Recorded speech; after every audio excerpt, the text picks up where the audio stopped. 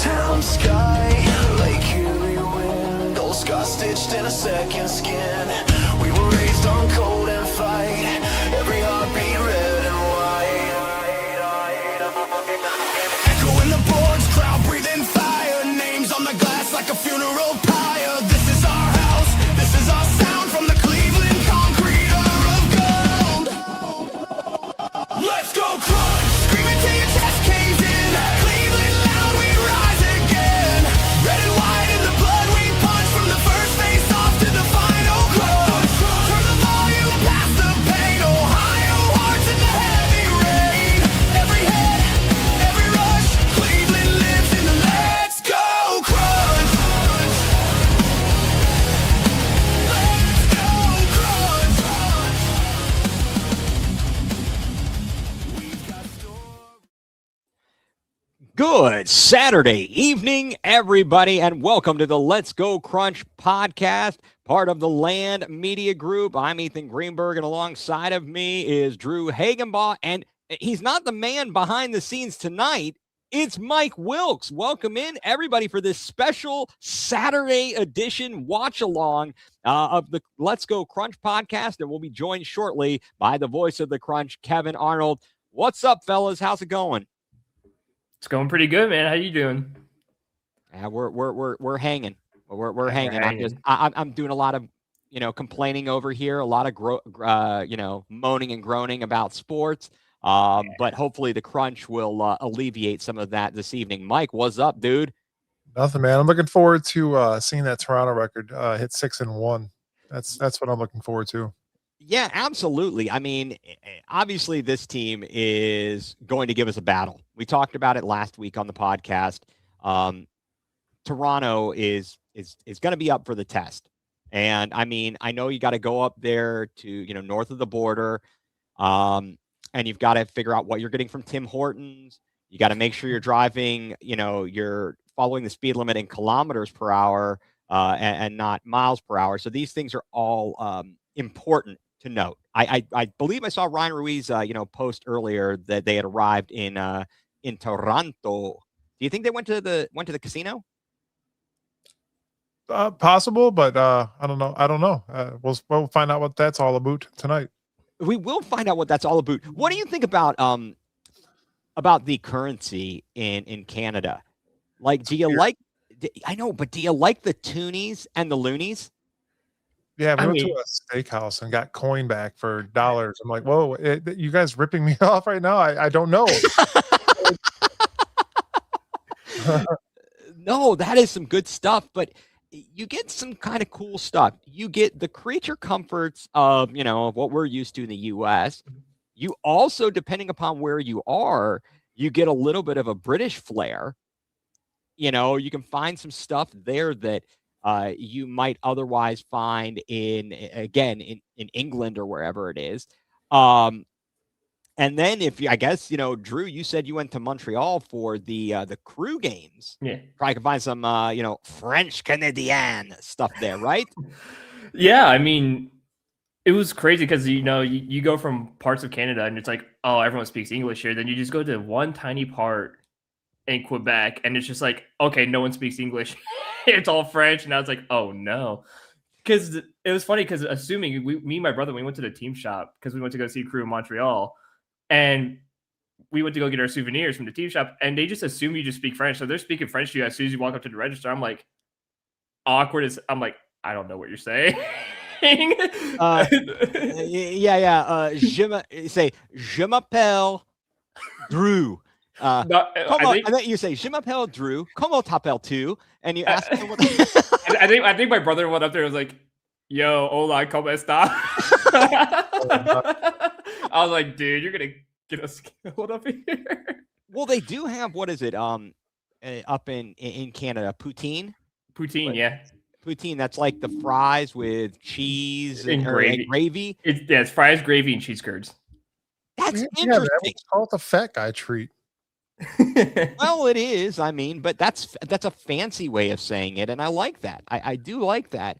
But yeah, so I don't know. I'm wondering about this game tonight. It appears we're not going to have, Admir Suljovic. And Mikey Derzic still sitting out. This is the last game of the suspension, of the 4-game suspension. I'm hopeful that we've got our A game. I can't tell who's actually going to play for Toronto because according to the roster, they got about 10 guys that don't have a number. So I don't know if they're just coming in and out. It's a free for all.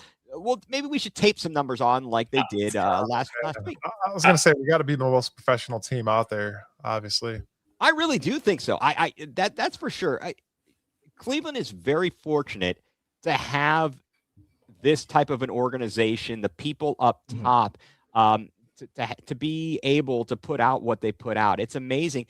Drew, I don't know about you, but last night, Mike and I were talking, and I happened to be looking around the MLIS, and I saw the Amarillo game, Amarillo taking on Orlando.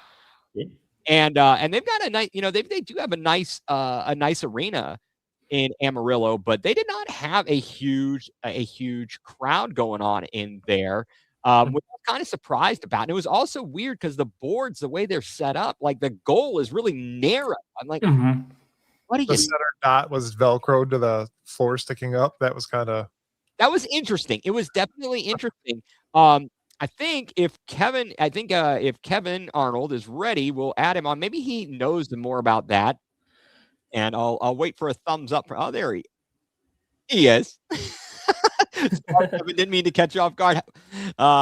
We were just talking. We were watching last night. Happened to catch some of the Amarillo and Orlando game, and I was commenting on the goals and how the boards, the end boards, are like an extra set of boards they put up. I just was like, it seems it's a bit odd. It's a bit nutty.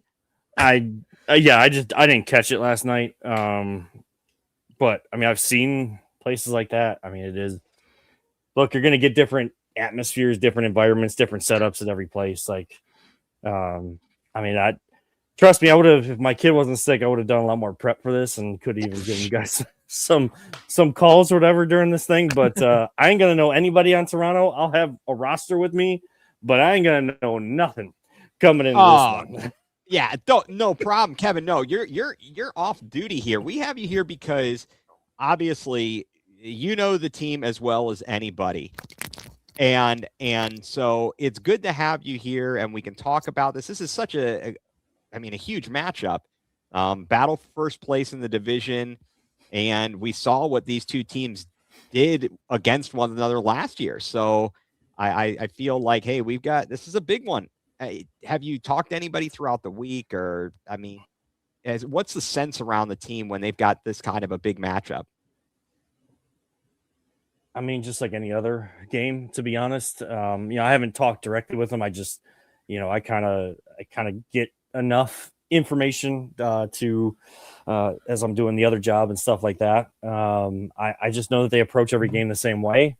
It sounds redundant, but they want to win every quarter. They want to win. They want to win every single minute, every single shift that they're out there. So Manfoot, the coach, is gonna rotate guys in quickly with guys out tonight. With Mikey still suspended, Admir hurt now. Not sure when he's going to be able to even come back. I did talk to him after the match last week, and he was definitely pretty disappointed going into this one because he said I don't think he's really played against Toronto very much, if at all. And he's kind of dealing with that same issue he was dealing with last year too. But we'll see how long it takes. I know McCain is kind of day to day. It's good to see Bozak's back tonight. And Bobby will be trying to get back by the end of the month. So yeah, it's not the full complement, but that doesn't deter this team from, if they don't get the job done tonight, you're not going to hear anything about the guys that they didn't have. Fans may talk about that, and that's all well and good. This team isn't going to talk about that, and they're not going to look at it that way. We got no time for excuses, right? That's right. Right. It is part of the game, though. Injuries do play a role in it, but it is that next man up mentality, right? Yeah, it is. And, these guys they're going to try to give it all they got. You do have Piwu starting here tonight. I didn't look at the reserves closely. I don't know if Minnick was on the list or not, but I know guys are. I think, Yes. Mike, you had pulled that up. That he's on the reserve list, correct? He's on there. Yes. Yes. And Okay. my question to you, Kevin, is honestly, you saw McCourt last week and had a great Mhm. game. What do you think of that kid coming into this? I mean, it's good that he got the experience last week, but it's going to be a whole different animal. I know these guys, him and DeCapua have played with these guys before. They've been in and out of Cleveland professional soccer, so they know their way around. They know how to operate, but it's going to be a different test tonight. Now you're going from the size of the field that you had at the Wolstein Center, while they do still work out at the Sportsplex. I want to say that Toronto's feels kind of like it's kind of in between the two. So there's kind of, if it looks bigger than the Sportsplex to me. I don't know if it actually is, but still, like, there's going to be some adjustments, and a team like Toronto that they want to hold serve at home.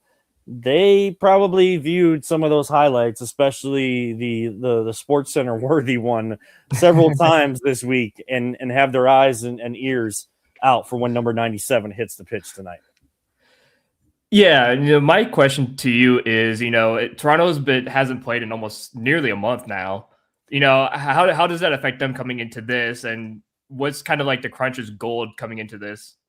I mean, it's to keep that momentum rolling. That's what it is. I mean, the schedule is the way that it is, and they're probably going to seem a little rusty. I think it's easy that they have been at home and training, and now they don't have to travel with, in addition to any sort of game speed rust that they might start out with tonight. So I think that the adrenaline is going to be pumping, so that might help get them over that pretty quickly. They're going to want to come out and establish dominance here, because they don't like the way that things ended last year, and they don't like the way that kind of the Crunch had in that matchup, at least had basically the last laugh in that one. So it's going to be, I'm expecting as soon as they hit kickoff here, it's going to be all guns a-blazing and just coming out with a bunch of pace. They're gonna attack very quickly, and you're gonna see that.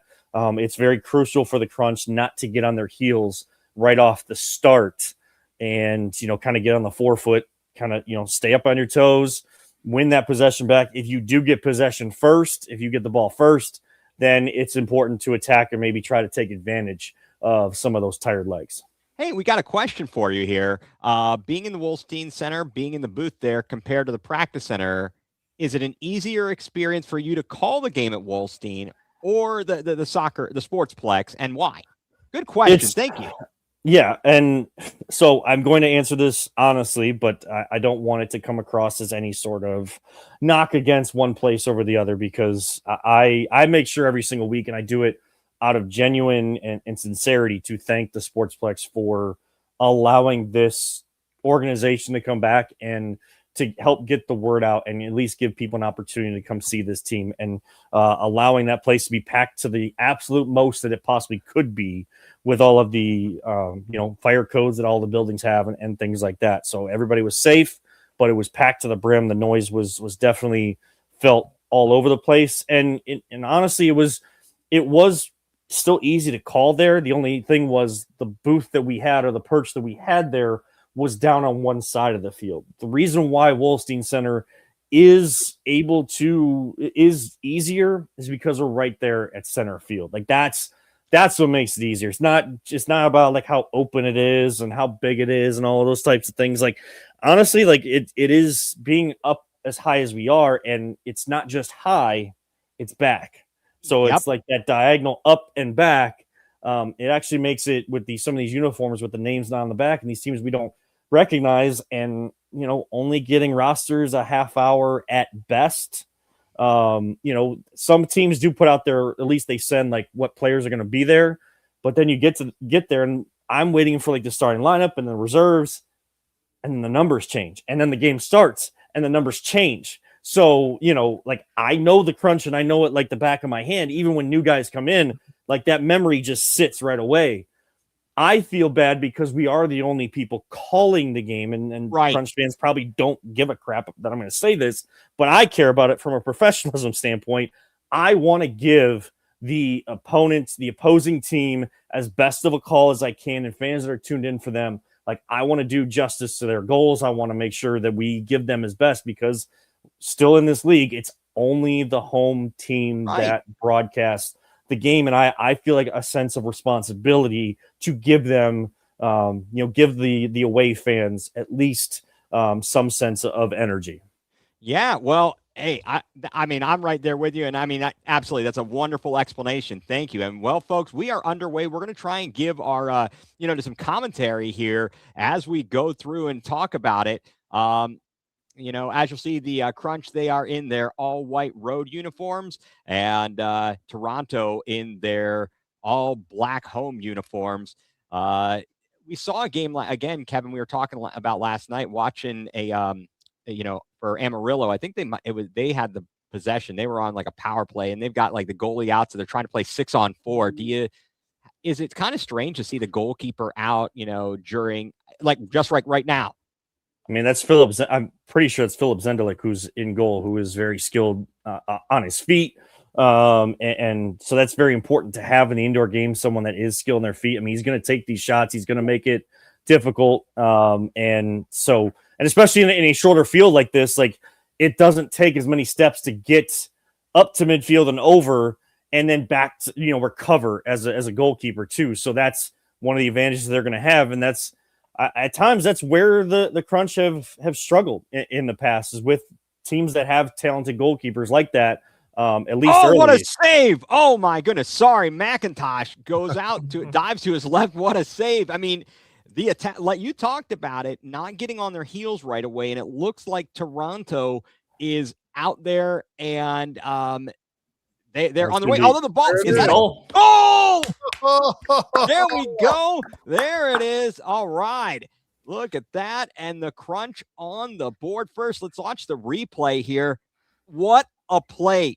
Is that Schmidt too? I think it looks like it. It's hard. I'm going to turn it. If you guys don't mind, I'm going to grab the remote that's right next to me. I'm going to turn it on my TV. Yeah. It may be difficult. Obviously. I think it's more so my internet. I'm like on the opposite side of the house too, from where the thing is. So I think it's more so. Yeah, go ahead. Yeah, do what you. Yeah, let me just grab this thing real quick. But yeah, so everybody, thank you for everybody who is joining in tonight. We really appreciate you being along, and hope we can provide some fun commentary insight as the match is happening. So again, still the goalkeeper is out. He could get beat again. Go for it. Went off the ceiling. Yeah. Now that's a nuance that I think that was that Antonio was talking about with us when we had him on the podcast, the nuance of not having that issue to deal with in the Wolstein Center, but you have to deal with it, at the, when you'd be at the Sportsplex and then when you're on the road. So that's interesting. That kind of stinks, to be quite honest. Oh, good. Man. That was good defense there. I mean, I don't think that was a great ball, to be quite honest. What do you guys think? No, it wasn't a good ball at all. No, it just looked like a generic free kick that was just a bad play or just a bad pass. Yeah, all right. So that one goes out over the boards. And Kevin, congratulations, Man United, with a convincing 2-0 victory over the hapless Spurs. It's 4 in a row. So maybe that guy can cut his hair soon. Oh, come on, guys. Let's go. All right. Yeah, of course, life is going to be behind of what is actually on the screen. But to me, I think it's the cameras inside the. Yeah. I don't know if it looks that way to you guys too. No, it is. Yeah. It's kind of weird. It's not great. I think they have the with the metric system, there might be something going on there in the converter. That's what I'm gonna blame it. I'm gonna blame it on that. I want to say something real quick, man. You guys all know I'm obviously a big football fan. I run a Browns podcast with my buddy Angel and everybody else that is involved with that. But I played hockey my whole life, and this is kind of just like hockey. But I have fallen in love so much with this team already, just this year alone. Yeah. I have that stomach feeling. Oh, what a save! Go ahead, Mike. This game has got my stomach like all, the game that you're getting ready for, and it starts, and you just don't know what the outcome is going to be, Yeah. and your stomach gets all turned up. That's how I'm at. I'm feeling that right now, and this is good. You don't get that often with the Browns, so. We have it's a foregone conclusion what's going to happen with See, and that's exactly why like I don't live tweet during games. Like I'm not gonna like. I mean, this team is probably one I feel more comfortable live tweeting through, but I just don't live tweet on anything because like I wait to the end of the game and then like your thoughts matter, maybe like halftime and stuff like that. Like everybody gets so excited because the Browns can drive down the field and they can script a first drive every single game, and people are like, "Oh my gosh, we're gonna win today!" Like, no, you should know better as a Cleveland fan, but you know, no, exactly. Kevin, do you get it? Are you big into hockey? No, but like I want to be. I just don't have the time, like the time to be able to, you know, catch on and all that kind of stuff. Like I'm definitely, that's what helps like during the Olympics, because it's during, you know, I can get away with watching stuff like that at work too. You know, nice. During that time, but you know, definitely keeping an eye on that. I mean, the women are off to a flying start in the Olympics, that's for sure. And I know the men will be getting started in a little bit. I think it's cool that the NHL players are back. Yeah, definitely. But I did see the conversations about how, you know, a certain country isn't able to be there. Oh, that has to be a foul. He tripped. Come on. Where's the card? Whistle. Sorry. I this is the experience of watching a game with me. It's terrible. Yeah, I mean, that's definitely a play on, but that'll be a good restart there. Yeah, I don't think that their cameras are the cameras aren't good. Clear, because it's the same way on my TV, and like, okay, I feel like that's good then. I don't feel so badly about the whole thing, but it looked like he was behind the play. All right. Oh, I'll have to turn down my volume on my phone and just look at like the live chat on the YouTube channel and see if anybody else is. They said somebody else said it was a bad feed. I mean, we've got here bad feed. So what is it? So Van, is that just let us know, is that a bad feed? Like, are you watching through us? Or are you watching through us and on another on another screen? Like, that's what I want to know. Oh, come on, Pee-woo. I love the pressure there by Pee-woo, and you know that he pushed forward, and now I like the fact that we're kind of turning the table a little bit and setting the tone.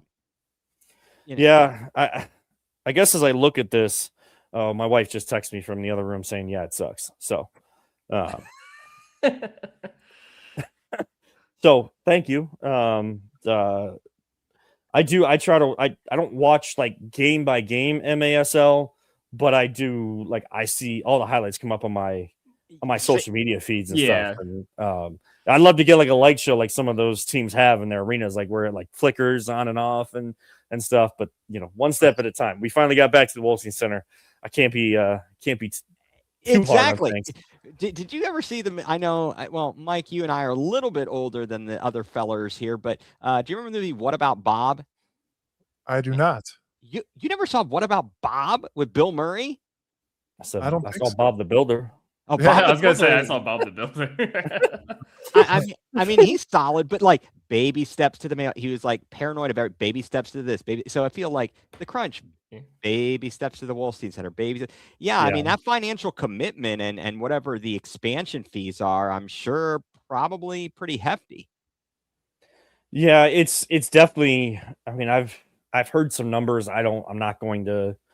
No numbers, please. I'm like, you know, Liz always says, no names, please. I'm not.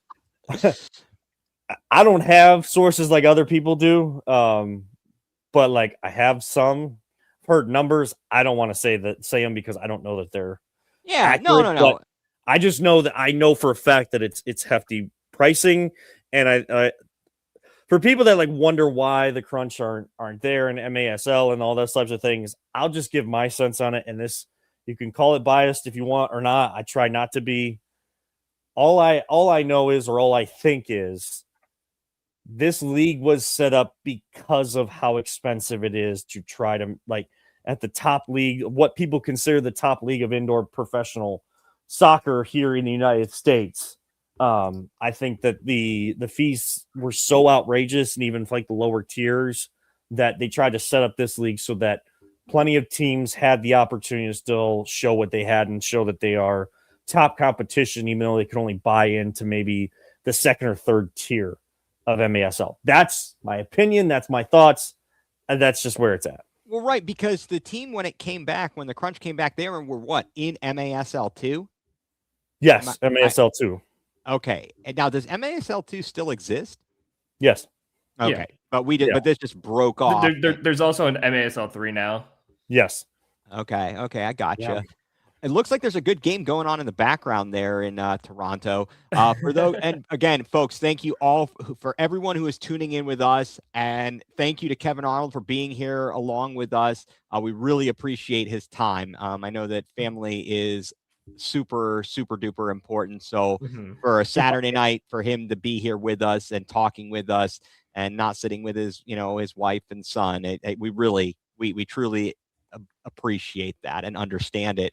And as you folks might be watching at home or here on our screen, 7:41 to go, first quarter, Crunch on top, 1-0. And so I think this is a good start so far. And McIntosh has had to make some tough saves, but we've seemed to have gotten things. We're not on our heels, right? It seems. No, and I see McCourt is out there, so we'll see. Yes, how, I see him. It's tough to kind of I can see the numbers, but it's very difficult. All right, so it goes in and out, but it's never clear. It's never fully clear. It's not you. It is the feed. I'm telling you, someone had the wrong adapter, and it's really messing things. Because last year it was extremely clear in that building. So but I don't remember seeing other games going on at the same time.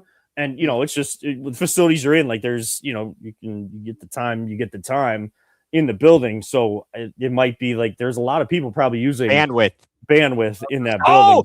Another steal. Nice. Come on, get it. Probably so many people watching this game right now that it's just getting robbed. It's just overwhelmed. I think I saw something that was over 400 people on YouTube watching it, I think. Jeez.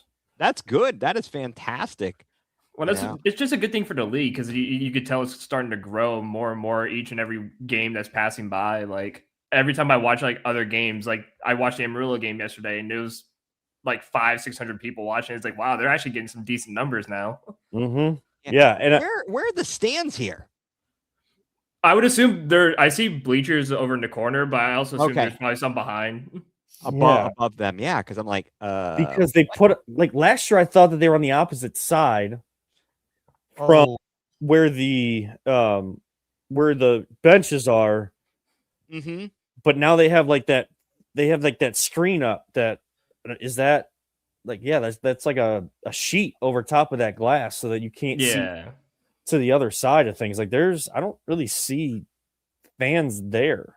Yeah, I don't know. I mean, I see fans in across the way, but I don't even know what I'm behind the Toronto goal right now, more so than anything else. Okay. Looks like they're going to have have some fun between quarters or at halftime with those bouncing balls that you see at Ohio State games. People get in them and they smash each other. Awesome. I'm all about that. I think that's the perfect way. I think you should settle all arguments. Yes. In a marriage, maybe in the bouncy balls, right? You have no idea how bad I wanted to drop down from the press box and go do that at the shoot when I was there for the Texans game, man. Oh man, that is crazy. No, I think this is a great warm up here this is a phenomenal. This is a big time matchup, and then it'll keep us all awake and on our toes for the ridiculous 10 o'clock West Coast tip off. Oh, we've got a breakaway shot. Oh, on the doorstep. Get it. Finish. Oh, what a save. What a Zendelik is a kick save and a beauty. Zendelik is good. He's very talented. It's going to be very difficult they're going to need a little bit more ball movement like that and be as spread out as possible to get him kind of running side to side in that box. Yeah, I saw and you talked about get it spread out, and obviously that's a little more difficult on a smaller pitch. I saw the advertisement for the tickets for the playoffs at the Orleans arena in Las Vegas.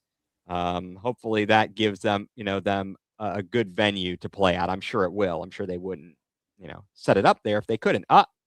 Feed. I think there's too many people there watching the game. Maybe they're all. What else could they be watching? The Olympics? Probably. You Yeah. guys ever notice? Am I the only one who notices? And maybe I'm probably guilty of this somehow. Oh, there's a whistle. Yeah. Foul. Yeah. Where you're like, you see people in the crowd at a game of a sporting event, and they're sitting on their phones, and I'm like, the game's going on. You spent a lot. I can see you, so you spent a lot of money to be sitting where you're sitting. I think. Yeah. I think it's more frustrating seeing the people like courtside or like a few rows up from the floor, like doing it. It's like that's what I'm saying. Like hundreds of dollars, if not like $1,000. Oh no! I remember him from last year too. He's a very good dancer. Yeah, I need to pull this stuff up because let's see, who is that? That is 22. Looks like that, or is that 22 or 23? If it's 20, I think it's 22. Yeah, it's 22. That's Jonas Jama. Yeah, I think it was Jama. It was Jama. Jonas Jama. Yeah, 6'2" tall. He's a big one. He's a big one. All right, folks, we've got ourselves a Noonans. Oh, those nets actually look a little bit smaller in height as well than they do at the Wolstein Center. Can the goals be different? Can they be different sizes? I mean, it depends on where you play. I mean, that's really all it is. Because I mean, we saw in Pittsburgh the goals were very small. I mean, McIntosh looked massive. Really? I'm surprised that of all the things that could be a variance. You know what I mean? Like it reminds me of Happy Gilmore. Is this thing regulation size? Oh yeah, like last week. I mean, McIntosh, I don't think could even stand up and like literally defend a high kick up at the top of the goal. Whereas in other places, he's just like his head's hitting the crossbar properly. No, I mean, look at him here. Like he stands up. Like it seems like he's pretty up there with the crowd. Like, his head's up. Yeah. Yeah, he can do a header and save the goal. Yeah. he also could do a header and get a concussion. Yeah, okay. I think it's crazy because the Crusaders seem to have more shots on goals right now. Yeah, and I don't like that. Definitely don't like that. Well, they're pressing. Cool. Let's see. I wonder what effect that'll have on parking prices. Local retailers, good clearance. A cheaper alternative. No, that's a good point, and I think that there is. Kevin, you're seeing it down there. I mean, you know all about it. I mean, the soccer scene is growing in Cleveland, in the Cleveland area, and there are going to be a lot of alternatives. I mean, with whatever comes next with the WPSL Pro. That didn't go in. Oh, did he save it? Yeah, he saved it. Yeah. Okay. With the WPSL Pro and the MLS Next, I mean, it certainly should be a good alternative. Should be, but I mean, prices to park anyways it's not just Browns games anymore though. That's the thing. Like Browns games are definitely higher prices, but the prices aren't as far away as people think. Right. Just driving around and like around some of the different areas and like the different arenas and stuff. Yeah. Depending on where you go, like the prices aren't the greatest. Yeah. It's very expensive to go to anything anymore, and that's why it's so crucial to have this team be so affordable, and they do these buy one get one free tickets and like these offers and stuff. They understand that it's difficult to go, and yes, they probably need to have higher prices to have even more money and then help the league and all that kind of stuff, but they're not going to do that. Like that's just they're only going to go up as they absolutely need to, and people need to understand that. Like if they ever see a ticket price go up, I mean, for every team, like they do it because they have to, but in the NBA and NFL, like I don't know that they what a save there. But yeah, it's a value thing. It really is. I mean, and look at the Guardians. They sell out that now they have those standing room areas. Yeah. And they sell all those. Drew, you said you get the ballpark pass, right? Yeah. I live here in downtown, so it's easy for me to get the ballpark pass and just pay $50 a month and just go to every home game. I mean, I would love to. Oh, what a play. What a play off the boards. Oh, dang. That's good defense. It Son of a- is. I love Yeah. Sammy, but too much one-on-one there. Too much one-on-one. I noticed that a lot about Sammy. He likes to try and take guys on a little too much. Oh, look at this. Shot save. Oh, the follow. Okay, we got, what is that, a Minnick in the corner? Yeah. Battling, couldn't get it.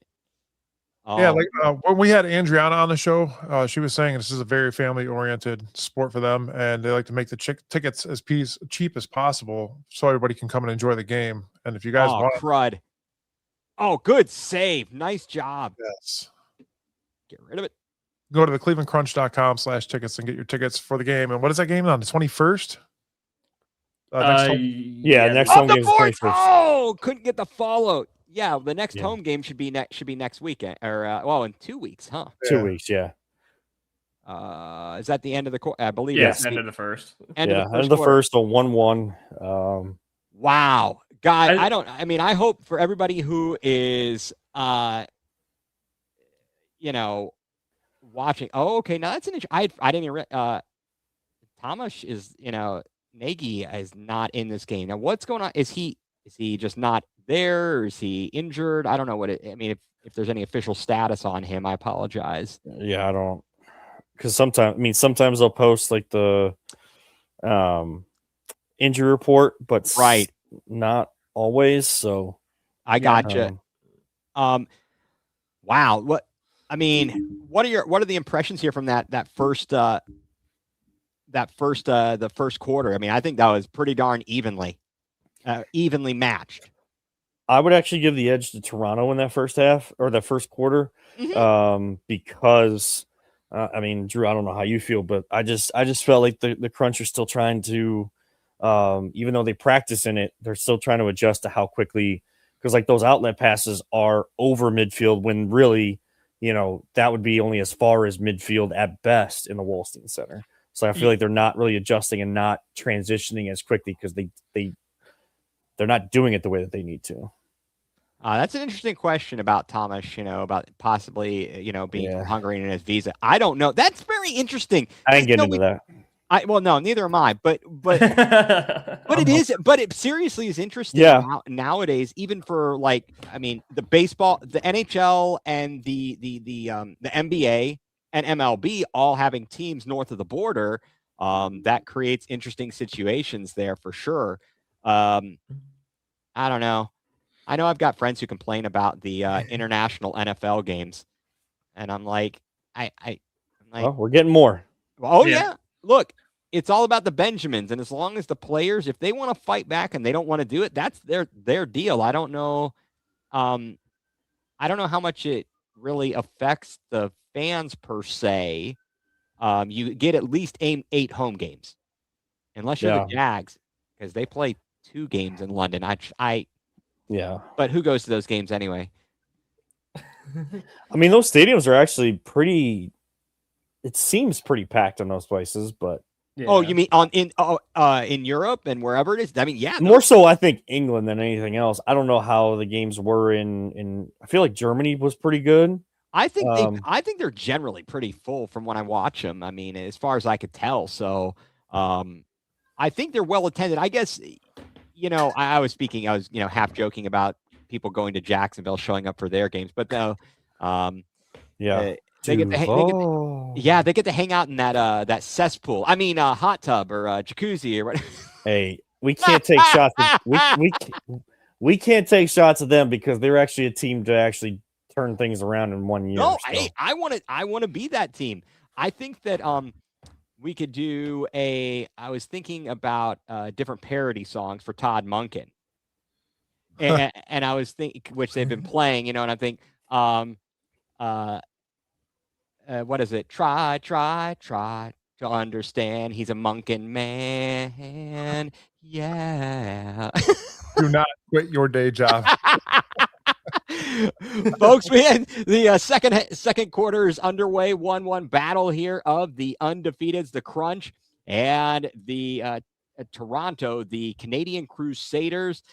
Thank you all for joining us here on the Let's Go Crunch podcast. Joining us tonight is Kevin Arnold, and also to some folks, maybe not a familiar face. What a try with the back heel there is the man behind the scenes, Mike Wilkes. Oh, my. Wait, they were calling for a handball. Did they get the handball? They did. Yeah, Jama's hand was down on the ground. You know what? It's like, is he Jama? I think I call him Jamba Juice. I'm going to go with Jamba Juice. Jamba Juice seems like a good thing. You guys ever go to Jamba Juice? I've never been to a Jamba Juice, but I've heard about it. Is it like a West Coast thing? Definitely not an East Coast thing. I don't know. Yeah, I don't think there's even one here. No. Like,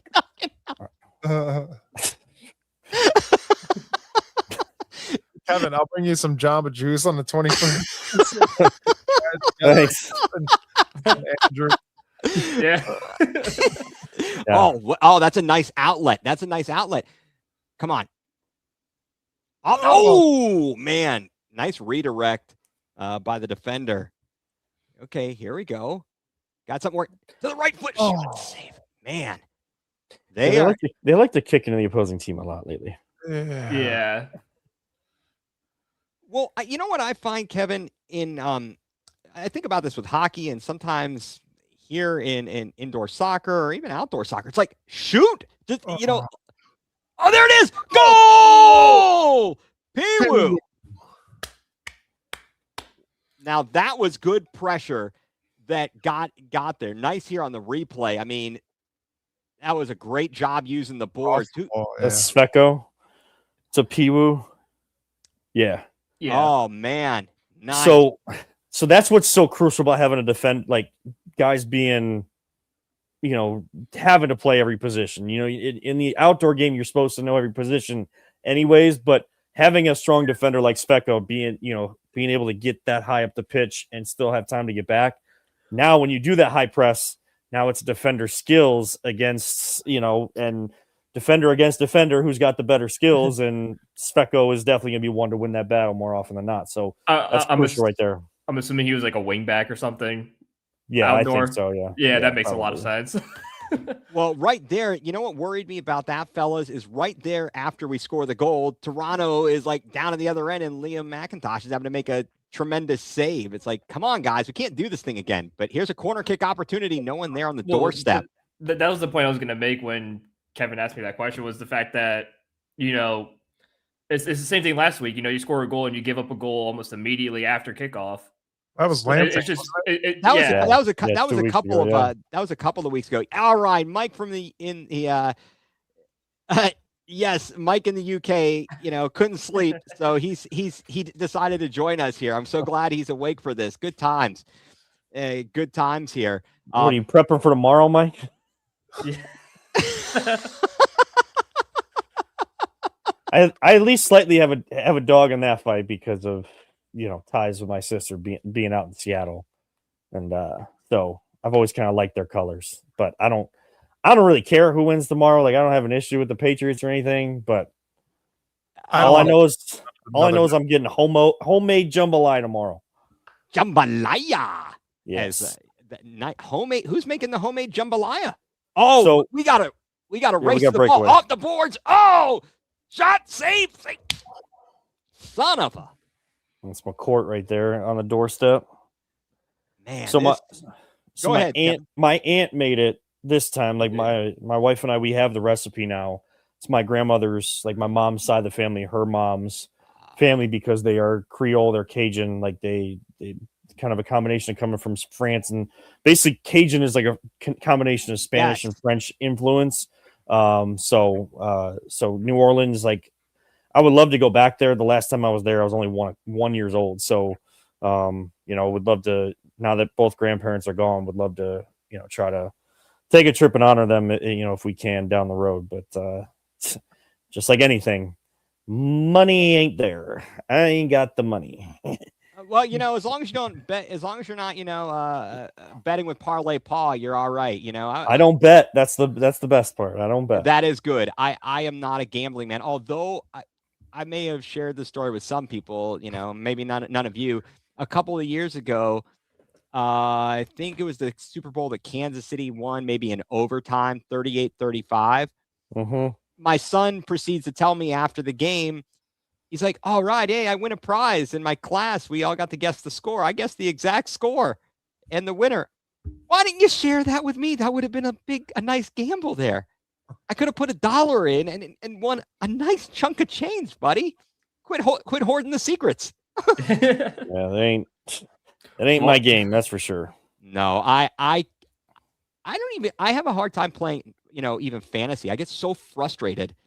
Even if I'm not playing for money, I get frustrated. I'm like, I don't like to lose.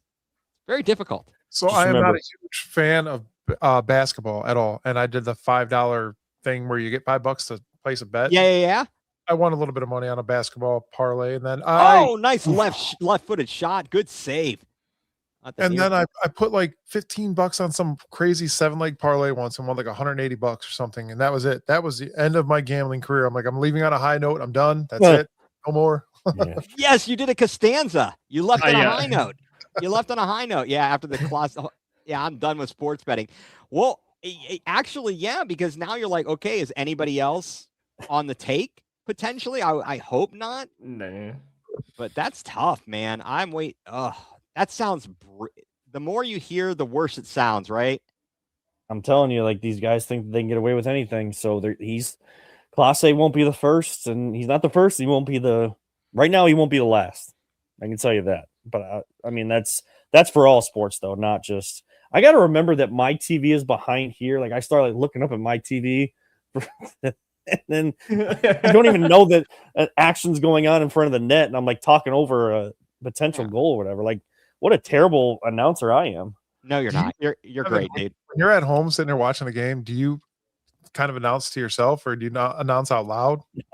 No. See, I'm laid back in my bed right now. Like this is kind of nice.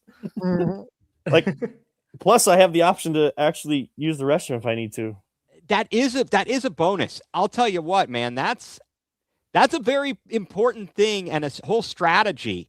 You got to maintain your hydration, and so you don't have your voice and getting all your throat getting dry. But at the same time, you got to know when the timeouts are and how much of a break you've got to run to the restroom. I don't have enough time at the game, and like that's actually a good thing. So to take everybody behind the curtain, we'll wait for this. Yeah, play I mean, here. good defense here. So they essentially shut down this set piece, at least off the initial part of it. But now, but yeah, here we go. Here comes the. They love this post up play, and like this is exactly where basketball comes into it. They love, Jama's a big guy. He's powerful. I don't know if they still have. Crap! What do we got? A yellow, blue, blue. Blue. Do they have a? I should. Okay, this is my ignorance. Are there yellow cards in? Yes. Yeah. There are. Yes. Okay. There are 3 colors of cards in the indoor game. Okay. Red, so yellow, right? Yeah. So like what a yellow and outdoor kind of takes care of physical action as well as swearing and like dissent. Yes. But they've split that in indoor basically. Like blue is more for the, hard challenges, things like that. Plus you have to go down a man. Yellow is for dissent, swearing, like, okay. Like what a technical foul would be. But, for people that don't know, and maybe you've tuned into games, you're like, what the heck? Why are they down a man with a blue and not with yellow? Just to explain a little bit. No, that's great. That's kind of important because, it's great to be able to learn these things because the game is exciting, but knowing what's going on makes it even more exciting. Yeah, so a blue card again, that's a 2-minute infraction, just like in hockey, like where when you get sent to the penalty box and the team goes on the power play for 2 minutes. It's something like that where you're coming from behind. It's more dangerous than just a common foul. So now it's 5-on-4 soccer on the field. If Zendelik wants to come up, being that type of a goalkeeper, he could make it 6-on-4. Make it 6-on-4, which I'm kind of surprised he's not, especially with this small field. Even after being beat once, like with less guys on the pitch, but that to each their own, whatever they want to do. Shot wide of the mark. That was So then a yellow card is that player has to go off for 5 minutes, but you don't have to take a player off the pitch. And that's for, Right. again, Right. colorful language, let's say, arguing with the referee too long, those types of things, or chirping back at the other team. And that's kind of where that melee 2 Nice weeks ago save. kind of turned in from like yellow cards being given out, then was turned into red cards and stuff like that, because people just nobody would stop, like control themselves or anything like that. So that's where all that came in. Sorry. No. Suspension, correct? What'd you say, Mike?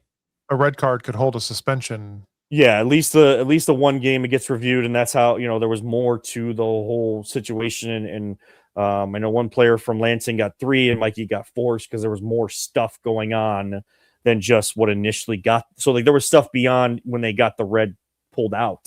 So this will be a pretty good free kick. Right into the wall. Right into the wall. Oh, another great block. What a way to use your hiney. To use your hiney. It might have been Najjar, yeah. I think it was. I believe it was Najjar. And again, thank you everybody for tuning in. I know that seeing the stream, we've got the stream up. It might be a bit difficult to see. Because the feed is not the best. But then of course it's like secondary, on the share as we're sharing it. But we're glad to have this and glad to have everybody along with us here this evening. Okay, we got still Toronto on the power play, trailing 2-1. Oh wait, no, now we are 5-on-5. We already. Yep. Wow, that was it. Felt like we did a good job there, killing the penalty. I didn't want to jinx anything with our, on the season, how we're doing against that. So I'm not going to say anything.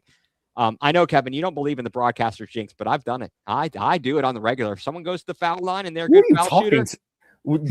He posted on Twitter. I'm not a little stitious. I'm superstitious, man. You're a lot of stitious. I don't know. I just assume I'm a weirdo. So I definitely believe in that stuff. I will be. He's a weirdo. Oh yeah, that too. But I don't care. I got no shame. I'm a weirdo. I don't care.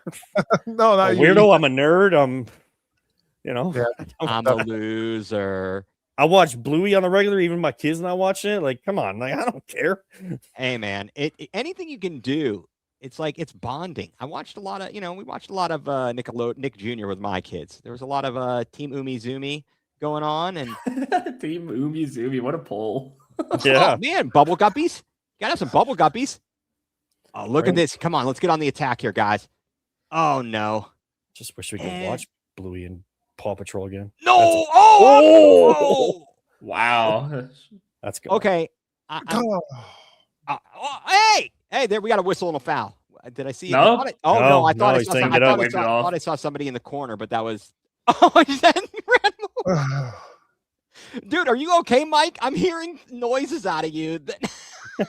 I told you, man, that stomach thing is real, and I'm so impressed with what these guys have done with the little they've had and the injuries and just suspension and all that with Mikey and all that. It's insane watching this, guys. It is. It's fun.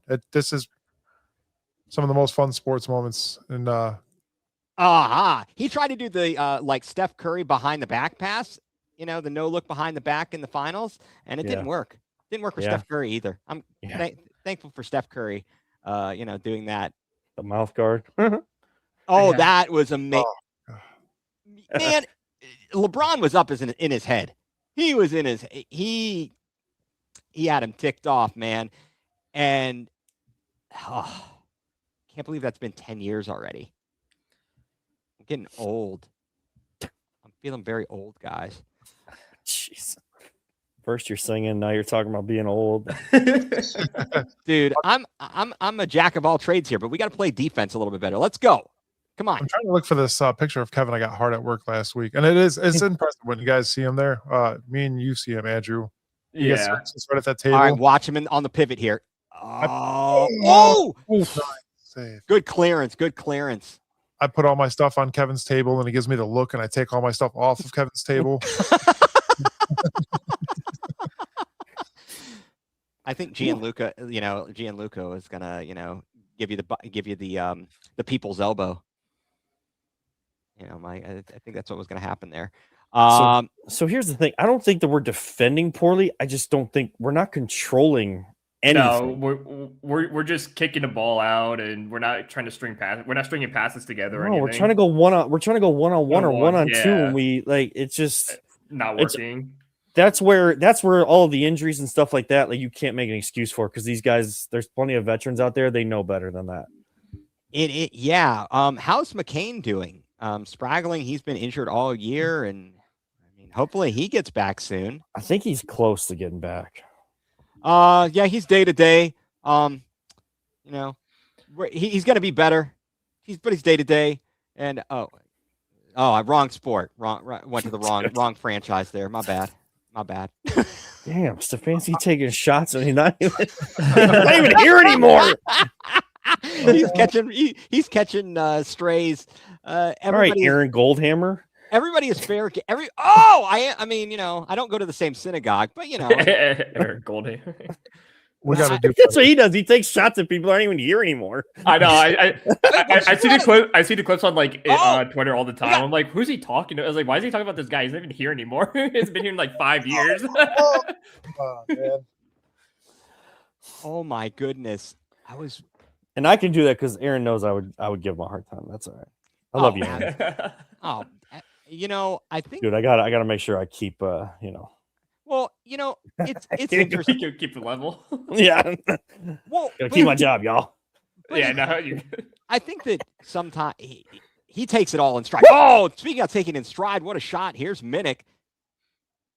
And let's see. Oh, we've got no loses the ball possession. immediately. Yeah, just fight it back. All right. Nice play by McIntosh off the boards there. Okay, here's my stupid question. My crazy strategy, Kevin. These nets are pretty small. What if we had like about a 2-goal lead and we just stood everybody inside the goal mouth? Well, there's your 2-goal lead. Oh my. Was that an own goal? Yeah. Nice. Here's the replay. It looks like he dropped the catch. He punched it in. Punched it in. It looks like he went to go stop it with his hand, so that still counts. He tried to slap it out, but it probably rolled off his fingertips and rolled backwards instead. Yeah. What did it say? So if what did Mike say? If they had the Spurs medical staff, day to day would mean see him in a few months. But no, Kevin. So yeah, we could just line everybody up in the net, right? Sorry about your luck, Mike. We could.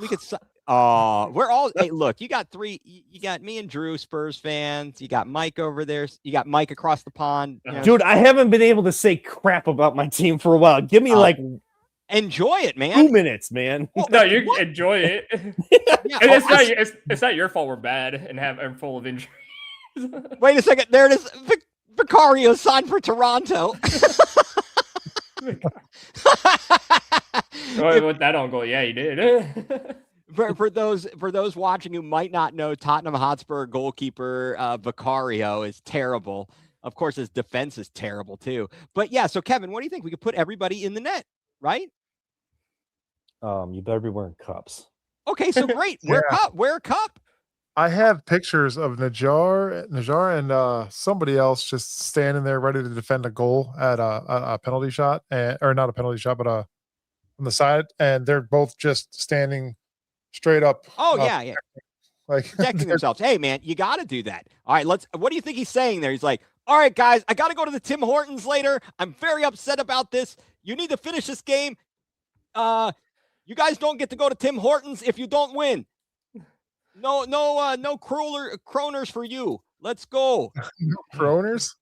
Man, Yeah, everybody's catching strays right now. All right, let's go.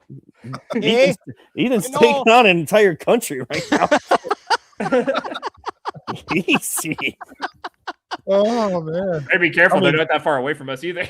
Hey now. Yeah, I want to beat Toronto, but I ain't got that kind of animosity against Canada or Tim Hortons like you do, apparently. Well, here's what's going to happen. When we do play them in Cleveland, they're going to remember us and not Ethan, because Ethan won't be there. I know. They're going to yell at us. Hey, what's up, Americans? Oh, there you go. Good play. Good defense. Get away. Pressure him. Jordan,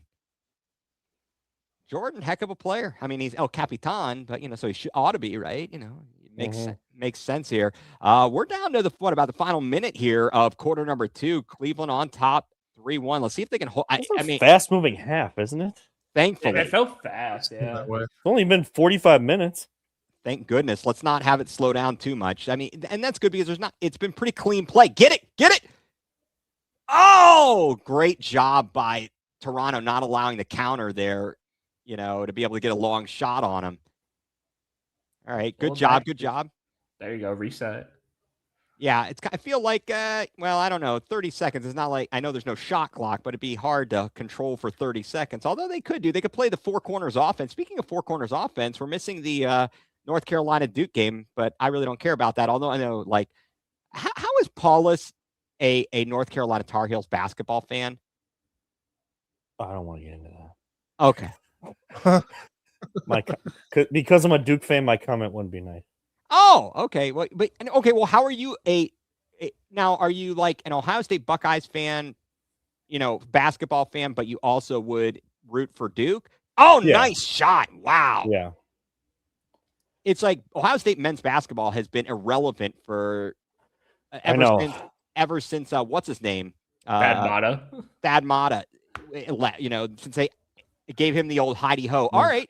We've got halftime, folks. 3-1 Crunch on top here. Thank you all for being with us here. The Let's Go Crunch podcast. Again, everybody to reset. Ethan Greenberg here, along with my co-host Drew Hagenbaugh, Mike Wilkes, the man behind the scenes, and Kevin Arnold, the voice of the Crunch. There he is, hard at work in the frigid Was that in the frigid Wolstein Center last week? Yeah, I shot that from across it was Andrew's idea. He's like, let's go to the other side. Everybody's Dude, I didn't even know the backdrop was up. Because like when I turned around at one point when I thought we needed to like go in front of that camera, I turned around and the backdrop wasn't there anymore. So I didn't even know it was up last week. Oh, I think that guy that told sorry, Peter. I think that guy that told Jimmy Haslam to draft Johnny Manziel, he took that because he needed to warm up outside. He was cold. He needed a blanket. Well, they had to move the Cleveland State game in the Woodley. I know. Because it's still a problem. What are they doing? Come on, man. No, I mean it's Mother Nature, man. Like there's just in this cold weather, like there's just not a lot that's gonna I don't know. You can fix that very quickly. What in the? Oh, is this the thing that you were talking about, Kevin? Them doing at halftime here? I don't know. That's a graphic kick. I'm like, who put that up? Kickoff in? What are they kicking off? We've already had the game. I thought that was you guys doing something. I was confused. So let's see, like how far is my stream behind? Let me look here. It's a Canadian thing. You wouldn't understand. I'm 11 seconds behind, so it must be Canadian because it's not an even number. I think that's what it is. It is funny that I don't know. I got nothing. I got you. They were fixing it. I got nothing but love for our friends up north, our friends down south, wherever it is. I got no problems. Of course, all in good fun. My dad, when he came over, when he left England when he was 13 years old, they went to Montreal first, and then they ended up down in Texas in Houston. But so that's how I became a Montreal Canadiens fan, because my dad, they lived in Montreal. And so that short time there, he adopted them. And so I have I guess in theory, I'm like, they haven't been good for a while, but kind of got a team that's historically good up there. So that goes back to the whole thing of like how everybody became like fans of what they outside of. So I became a Duke fan because of like Carlos Boozer. No, definitely not. Bobby Hurley. Christian Laettner. Stop it. No, I don't. That's the thing. Like people think that I love like Christian Laettner, and I love JJ Redick, and that's only because my grandpa was working at a bank where I don't know if it was his uncle or something was living up in this area, and my grandpa was a bank teller, and he knew that the guy was family with JJ, and then told him like that his grandson was a big fan and everything, and he got me a signed picture. That's awesome. Like a directly signed picture of JJ Redick. But like I live in Wickliffe, and we are one of the many Blue Devils in this area in Northeast Ohio. You got Wickliffe, you got Independence, Brunswick, Talmadge, feel like there's another one somewhere around here. Right. So like I just saw Blue Devils on the screen one day, and I love basketball because that's what my dad raised me on. So I was like into it, and then my dad and my sister were into North Carolina. My dad was trying to force me to be a North Carolina fan from like the Michael Jordan days and stuff like that. It was kind of my rebellious thing, like one of my few rebellious things. Like I don't want to do everything that you do. So Okay. like let's say like Duke loses to North Carolina. Like I'm not, it's not Ohio State, that team up north. Like I don't get those types of feelings. Like I watch them, I like them. I just know I'm going to get a better basketball product when I watch them, after having to watch Ohio State basketball, especially as of late. But I'm Ohio State through and through. Like I follow like every team in Ohio State. Like that's what people don't realize. Like I know that there's the moniker of Buckeye Boys, and I try not to like tout that too much. And I'm really not someone that likes to talk about myself or give myself a lot of credit. And I that's just who I am. But one thing I will say is like I try to follow like every Ohio State team, at least even on social media if I can't watch on actual TV. Like I'm following how great they are wrestling this year, and they've been pretty good at that. The tennis team took down the back-to-back weeks. The men's tennis team took down the number one team in the country back-to-back weeks. They just took down Virginia 5 games. Yeah. 5 games to 2. I don't like those people. I don't like those people. They're very snooty. Like I don't tweet about everything. Like I don't post about everything and stuff like that. I know I should for my job, but I get into all this stuff. I have feelings about all of it. Well, there's a fine line. And sometimes less is more. Yeah. And it's impactful if you're not constantly trying to make commentary. When you do say something, people are like, hey, if they're saying something now, it must be important to them and significant. So I'm going to take notice of it. So tomorrow, let's see, what do we got? Buckeyes taking on that team up north. The men's basketball. That's kind of rough there. And you talk about watching all the sports from Ohio State. That the women's hockey team so close to getting the national championship again last season, and for them to come up short. Did you see how many players they have in the Olympics? Different countries. Yeah, that's amazing. It just shows. I mean, one of their players got the first goal for Team Canada today. They was into the second period. Like Canada hadn't really scored in their early matches yet, and she was the one to get the first one. So there's a couple on the USA team. Shout out to Cleveland Heights Products, Layla Edwards too. Right. First African American to play in the Olympics for the women's hockey team. So, and she had 2 assists today. She's really good on their power play. Let me tell you, she is as a defender. She's in the right spot. She's picking out passes. Like, it's not just like a feel good story about someone coming from this area. Like she is talented. And you got to give it up to Hillary Knight, man. Yeah. Okay. This is funny. So if you guys didn't notice, just a minute, I happened to look on my screen. I'm like, wait, that clock countdown stopped on the screen. Yeah, is this stop for you guys too? Yeah. And it said someone in the chat said someone check on the moose. Check on the moose. Did they have to go chase a moose down? Is that why they tossed moose on the loose? Moose on the loose. I like that. Oh my gosh. Yes. I kind of feel bad. Like in hockey, they haven't won the Stanley Cup since the Canadians won it in 92. It was at 92 or 93. I remember I was in 8th grade and they beat the Kings, and that was beautiful because they don't deserve any. They don't deserve LA. I'm sorry. I don't have love for LA and their sports there and their fandom. Spooner. You were in 8th grade in 92. Yeah, what is your social security number? 7? Mike. Yeah. I've often been told I look like Mr. Bean. My boss looks like Mr. Bean. Sweet. Yeah, all right. Hey, you know what really grinds my gears? When the feed doesn't work and it stopped at 11:55. Come on, get with the times. How do we get from Mr. Bean to Peter Griffin? Yeah. I don't know. I think I have multiple personalities, Kevin. I do. Well, yeah. Look, I gotta stay sane. I don't know about you. I mean, for me with the kids, it was always good to be able to switch up voices. And Link loves that. Link loves when I do that.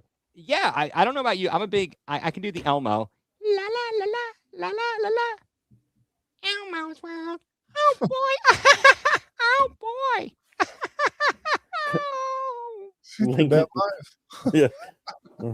Oh boy. Oh boy.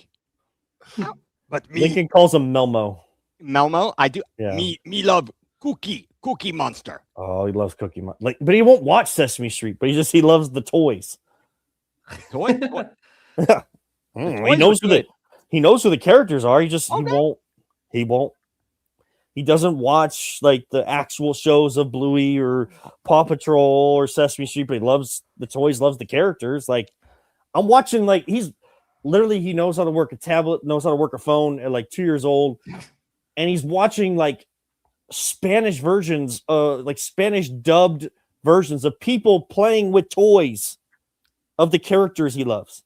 Like he's not watching Paw Patrol, he's watching somebody playing with their kids' toys. And then it's the Spanish dubbed version of it.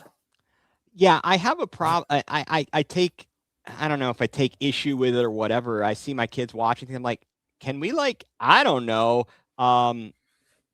actually do something and not watch somebody else do it? Yeah. I mean, play with the Legos. And isn't it funny, guys, that back in the day, you'd get a bin of Legos and you didn't get a set. You didn't get anything specific. You had to figure out what you're going to build on your own. And now everything's a whole set. You got to spend $1 bazillion on it, and everything's a set. Where's the fun and creativity in that? Well, I can't say anything because my sister's trying to make a living out of streaming building Lego sets. People do that. My barbershop is called Lego Heads. He's in Berea, and Ethan's like, Kevin keeps shooting down the fun. Oh my gosh. Yeah. Okay. Yeah. Here we go. Up 2.5. I'll take it. Crunch is pretty short-handed. Would like to see them pressure Toronto goalie and get him out of the offense. Yeah, absolutely. No, good point.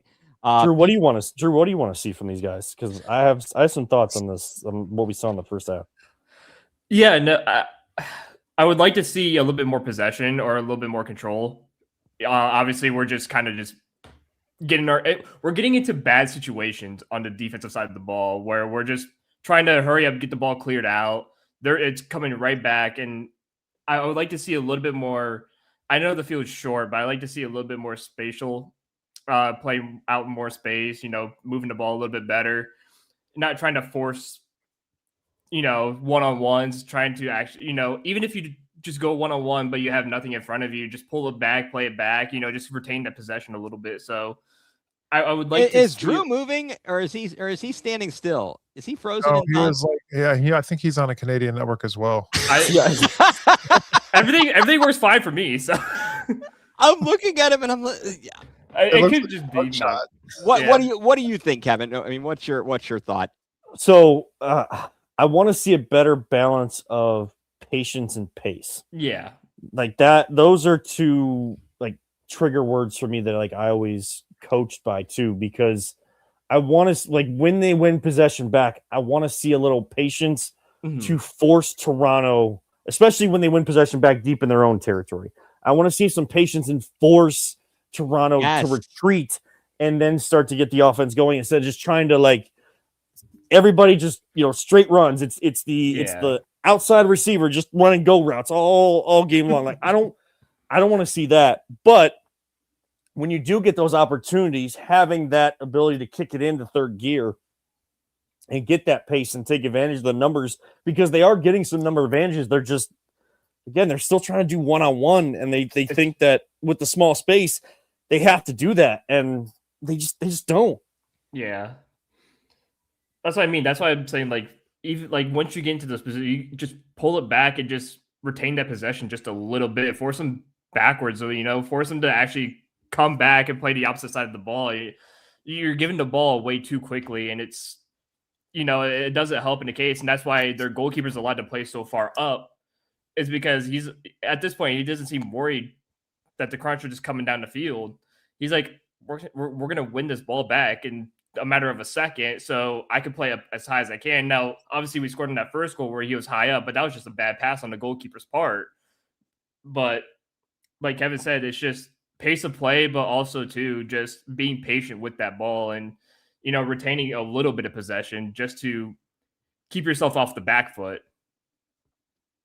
Yeah, there it is. Yeah, again, thank you everybody for the commentary. Really appreciate this. Everything, everybody who's tuned in with us, but is saying, the field is too small to try. Keep looking for that fast outlet pass from your own end every time you win the ball back. Pull back. It's kind of to me like in hockey when you'll start out and you get yourself behind. You'll hold on to the puck behind the net. And, let your players kind of clear out and then restart your attack. A lot of times there's line changes and sort, but, much along those lines here. Folks, we are just about ready for the start of the third quarter of action. Crunch on top, 3-1. Thanks all for tuning into the Let's Go Crunch podcast, our live watch party. Ethan Greenberg here with Drew Hagenbaugh, Mike Wilkes, and the voice of the Crunch, Kevin Arnold, joining us this evening. Thank you, just everybody. voice. Yeah, you're the man. We all know. It's okay. So let's see what the Crunch. I'm Larry Drew, man. I'm Larry Drew. Almost a near. Oh, whoa! Almost a flub there. Almost a flub. Immediately. I like. Come on. Fiddlesticks. I got to give Larry Drew a lot of credit because he named my podcast for us. Yes. Oh, there's a bit of a good break for the Crunch. What? That higher goal. Yeah. Is this thing regulation size? Yeah. But see, here, like, my only counter to that, though, is they play on that more than they play at the Wolstein Center. They do. And they're practicing on this against you're probably getting a harder test against your own defense at the Soccer Sportsplex in this type of environment than you are sometimes in games. So, yeah, I can't give, like, the full, open door to that comment, but right. I understand it because they do go between many different size fields, which I totally get, and that's probably something the league wants to continue to fix. But yeah, it's all baby step to the bigger field, step to the larger goals. Back to that what about Bob thing. Let's see, is it worth me grabbing yeah, I think what. I think it is worth grabbing a coffee here, Mike. You should go get some, get yourself some coffee, but not at Tim Hortons. I don't know what they've got over there. Maybe you'll have to go to the Kettle, brew yourself something. Yeah, anyway. I plan to at least watch like at least a quarter, if not more. Like, not because I'm not a big Cavs fan, but I am. It's late. I'm also exhausted because my kid's he's sleeping at weird hours right now. So, like, some point I gotta try to like recharge the battery. Yeah, sleep is for the weak. No, you know me. I say I'm gonna watch one quarter, and then it's gonna be 12:30, and I'm still watching the game. I always do that. I always tell my girlfriend, like, I'm gonna go to bed. It's like 12:30, 1 o'clock. I'm like, I'm still watching this game. I don't know why. I got mad at something. I sat down. I thought, all right, I'm gonna go to bed, and then all of a sudden, I got hooked. I got hooked into the game, and I'm watching, and it's like 12 o'clock, 12:30. I'm like, son of a. Well, now the problem is I'm so used. I got used to working at WNIR after Ohio Media School and stuff, and so when I worked at WNIR, I was working from like 10 p.m. to 6 a.m. because I would come in just as the last show of the night was ending, and I would come in, and the station was small, so I was by myself the entire night, and so it's like, oh my god, from 10 p.m. to 6 a.m. So I'm sitting there like, oh, the Cavs are in LA. Perfect. I can watch the Cavs game for a few hours while I'm sitting here. Oh my gosh. That I didn't have that per se. Although I had the Sunday nights at the radio station where I was running the board, not supposed to be, but I was running the board for ESPN Sunday Night Baseball. And of course, that was ridiculous. But yeah, I was by myself. I'd just be walking around trying to stay awake, get myself a candy bar, some. It was anything I could do. Anything I could do to stay awake. It was brutal. Yeah, I had like cans of Red Bulls or whatever I can just to stay awake. Yeah, I don't know. That's tough. That's tough, you know. I can't do any of that stuff. I can't. It's probably good that you can't do that stuff. But like sometimes you got to do what you got to do. Yeah. It is crazy how low of a scoring game this is. I have not seen this yet Whoa, this year. but this is when you have two quality teams, I believe. I mean, this is the best of the North Division right here. So I kind of wouldn't expect anything less. Oh, great defense. And nobody's got their finishing boots on tonight. No. Exactly. They're all wearing the you know, they don't, I don't know. What are the best indoor soccer shoes? What brands do you guys go with? I go with Adidas. The I do Adidas. too. I'm, You go uh, the- I- oh, I'm nice block. Here we go. Come on, break away. Beat him. Beat him. Ah, son of I'm, a. I'm I- on Bauer because I never played soccer. the hockey skates bow. I'd like the Diodora. Oh, Theodore. Oh, he flattened him. Leveled at the 40. Yeah. You. I think I've only ever worn Adidas up until like this past year. I had outdoor shoes that were Pumas. I was Pumas. Nike for everything but soccer. Yeah, that's about I right. could- As the cleats started to change and like be like even more like just designed to mold to your feet instead of like having to do it yourself. Oh, that's a trip. That's a trip. Like Okay.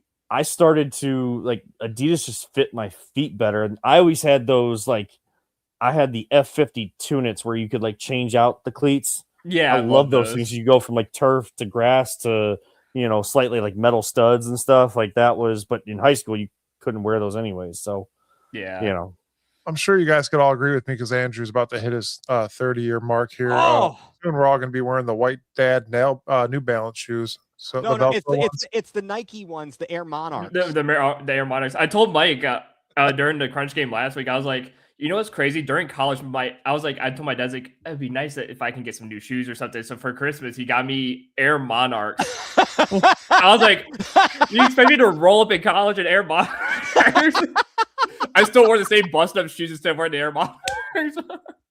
hey, I do have a pair of the white New Balances. I bought those purposely like when I became a dad, but I don't wear them because I got my kick game is You gotta have good shoe game. You gotta Yeah. have. I did not in college, apparently. I had to be part. Oh, come on, P-Woo. That was well. wide open. It's probably because my parents forced me to wear Air Monarchs my freshman year of high school. So Dude, that's brutal. Yeah, I mean, having working at Finish Line, selling the Monarchs, and the fact that they're still around is kind of crazy. But yeah, I feel like what's old is new thing is kind of interesting. yeah. Well, And we were the whatever we could afford at Kmart at the time or Walmart or whatever. Yeah. Yep. Oof. Oh, all right. So if I wanted basketball Nice shoes, save. if I wanted basketball shoes, it was it Fubos The or well, Fubus or Fubus Yes, or whatever. yes. yeah. For us, by us. The Fubus. By us. For us. No, I seriously. I No. believe. And then of course, do you remember they had the Grant Hills, the Fila Grant Hills? Yeah. I mean, they Nice. were pretty popular. Come on. Oh, Minnick, what are you doing over there? Come on. Oh, hey, you don't win friends with salad. I'm surprised they didn't let him. Oh no, it's a What? the foul Minnick. Okay. Are you kidding me? I was wondering why they didn't play on because it's like we were taking Yeah. the ball. Interesting note. I actually sold shoes too for a while at one of the sporting goods stores. Oh, which one were you at, sir? I was at Dick's Sporting Goods Oh, for all a right. while. Yeah. So if anybody's got any Yeah, shoe what- questions, getting you in the right. Oh, man. that's a goal. What a shot. That's a great Wow. Wow. That was- What a That was by him before he even knew. Yeah. it was- I was just gonna say Liam had a subpar game last week and is doing pretty good this week. It seemed. Yeah. I mean, there's not a lot you can. Yeah, that one wasn't like a bad goal to give up. Yeah, it was kind of funny, Kevin. You missed the conversation earlier. We were talking about Dick's Sporting Goods, and actually I saw it, and it was a totally different direction. I won't mess it up. Here's a good quick one. Come on. 3-2 now, and we're about halfway through quarter number 3. It was Daniel Chamale on the goal. Daniel Chamale, number 2. Chamales. See, I can bring it. I like that. I do like that. So, Kevin, they're going to have, they made the announcement the Crunch is going to be, I guess, partnering with Dick's House of Sports. Yes. So some of their apparel will be available there, I take it? I don't know about that, but have you guys seen those House of Sport versions of Dick's Sporting Goods? Yeah, they got like batting cages and stuff in them, I heard. Yeah. Like high-end golf simulators. Better than just got in the way. Get out. What is this guy doing? Come on, you unathletic turd. Get out. Jeez, how many times are we going to kick the ball into him? Do you guys want to see something funny? Sure. Look at Andrew Shoes screaming. Dude, those are the Air Force Ones. Stomping in the Air Force Ones. Stomping in the Air Force. Me too, purrs. I don't think you understand how hard it is to kick a ball in skinny jeans and Air Force One. You're wearing skinny jeans.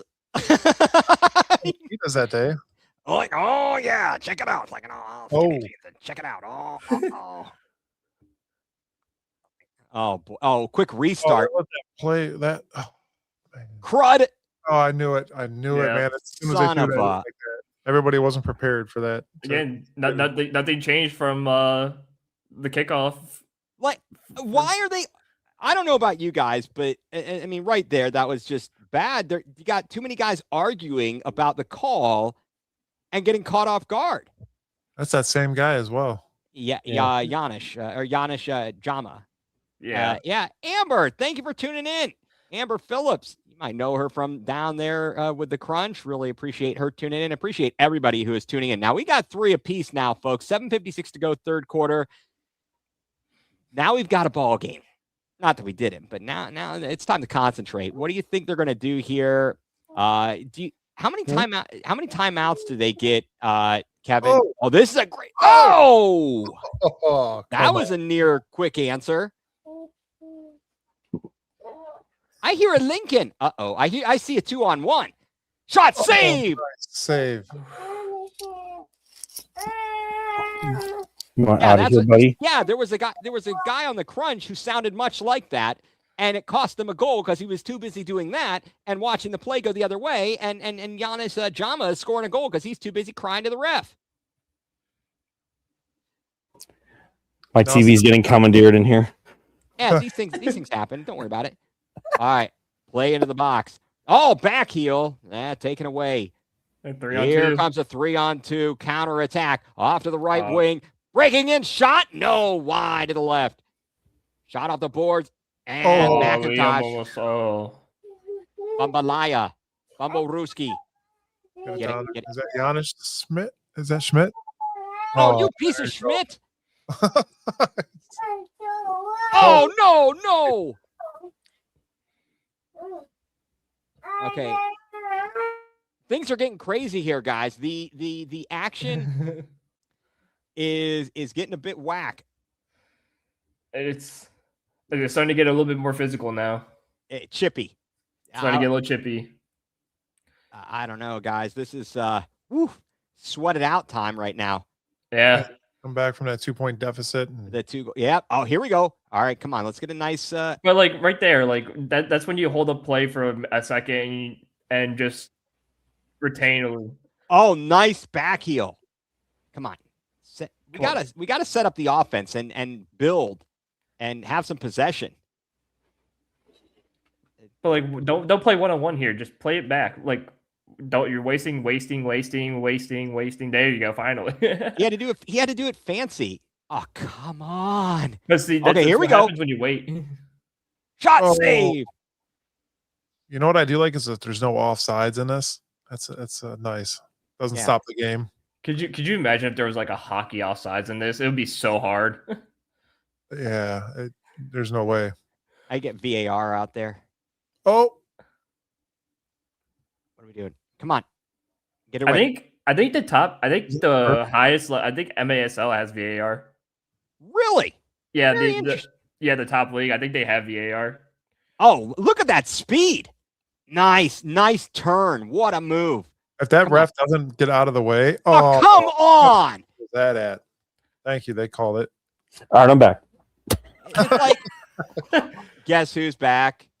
Back again. Kevin Sorry, I got- back. Andrew I had to be, back. I had to be dad for a little bit. I make sure. No, it's all good. All right, so we've got 3-3-5-0-3 to go. Big set piece opportunity for the Crunch, trying to regain the lead. All right, going to go over to Minnick. Shot high off the boards. Rats. You know whose intensity I love after a good score is No! An own goal. No! I don't know what you like, Mike. That was unfortunate. Mm-hmm. I was going to say Minnick's intensity after a goal, but not that goal.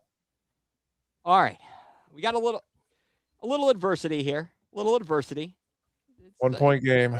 one goal difference here. It happens. Yes, it does. You know, guys, I during my senior year of high school, as opposed to taking very difficult AP classes, I did post-secondary ed and went up to the Stark County campus of Kent State. And I go to my English class what was it? Yeah, my English, like college English 102. And I head in there, and there's one of the family friends, one of my parents' friends from our synagogue in my class.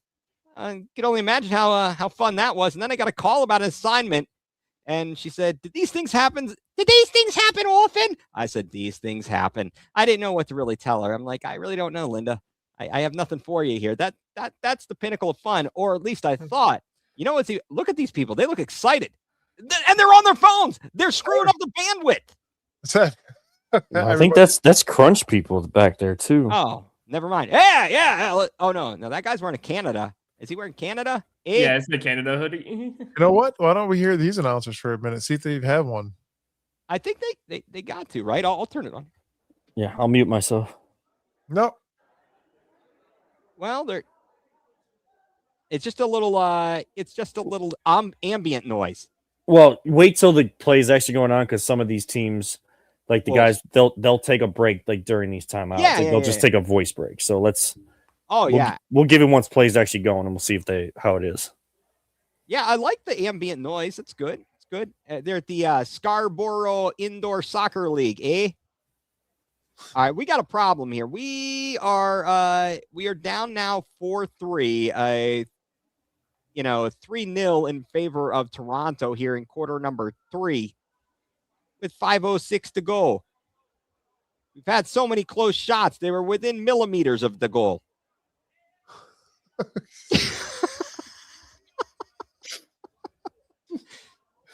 Can I get a Royale with cheese while we're at it? Maybe a liter of cola? Uh-huh. Liter and a half. And no spit in this burger. Spit. It's a cop. Yeah, I want a liter of cola. What do you mean a liter? I said I want a liter of cola. Super Troopers. Yes. The schnozberries taste like schnozberries. Ramrod. You are. I'm freaking out, man. You are freaking out, man. Man. 6 minutes and 6 seconds left. 5 minutes and 5 seconds left. David Jordan Quarter. puts the ball into the netting. All right, I'm going to mute that. So, I think. That was a quick trigger on that. Yeah. Well, it is what it is. All right, we've got to refocus here, because that was terrible right off the kickoff to boot the ball out of bounds, an unforced error. I've seen enough unforced errors today from teams I root for. I watched the. Good defense. Come on, guys. Let's put it together. Let's go. You just need to get the ball on your side of the field. And Well, that'll help too, goals, but man. this is not good. Come on. What was that? I don't know. Ugh. Poor Liam. He's diving all over the place. Go, Gadget Arms. I can't. Yes, Amber's apparently she's a big Super Troopers fan. Oh, yeah. I can't pull over, man. Pull over. Right, meow. Right, meow. Yeah. Did you say meow? How many times can you say meow during this game? Hey, thank you very much. Whoops, wait a second. Here we go. My man, Paulie Campione. On the other podcast I do, Going Nuclear. That's part of Collecting and Connecting. And Paulie Campione, thanks for tuning in. Appreciate it. Yeah, but so yeah, Super Troopers amazing. Are they making a third film? I heard they are. I don't know if I saw the second, and I really need to, because it was definitely a good laugh. Yeah, it's coming August 7th this year. Nice. Ooh. All right, here we go. Come on, guys. Come on. All right. Oh, Damn. Again, taking a 1-on-1 and you lose the ball. he was trying to fancy dribble there. He was giving him the stanky leg, and no. Oh no, that's James Harden. We'll get to see that tonight, right? I'm afraid to watch that. I'm afraid of his beard. Let me just be wrong, please. Just let me be wrong about that whole situation. Well, I guess the thing is, like, at least he'll be able to play. Yeah, and I understand all that. That's the only thing I'm taught. I look, I love DG. I'm a DG. I appreciate DG. I hear exactly what and I know what we've seen out of Harden and his, complaints and whatever it is, demanding trades everywhere he goes. So yeah, I hear you. Oh boy, this is not great. Good save. Nice save there by Liam. They're just not connected tonight. Like they're not moving as a unit. Well, but how much of that? Okay, we talked about you can't complain about injuries, but I mean, chemistry wise, is any of that? Can you attribute any of that to? I mean, it's part of it. It's definitely part of it. Ooh. I mean, you saw it last week too. When they were off to the quick start, and then it kind of faded away, and then they came back. Mhm. Yeah, I don't know, Mike. That's a good question. What the possession stats are? I'm not sure. Probably like 70-30. Yeah, and you're not. That's probably realistic, to be honest. It's pretty bad. This is off Don't worry, the you're not getting that on woodwork. this podcast. Way to go, Tosh, dude. That should have gone in. Yeah. Well, we'll take a break every once in a while. Yeah. Oh, look at the delicious But look at play. that. It's 3v1 right there, and just can't have that happen. Someone's got to support him, and he's got to be willing to get the ball out there. I'm sure Antonio's ready to get on the jersey right now.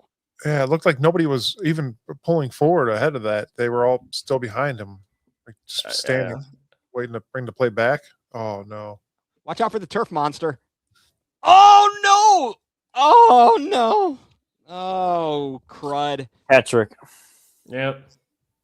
No, this is Patrick. Oh, you said hat-trick. Yeah. I am not The a heck Krusty was that? Krab. What's that celebration? A salute to America. Apparently.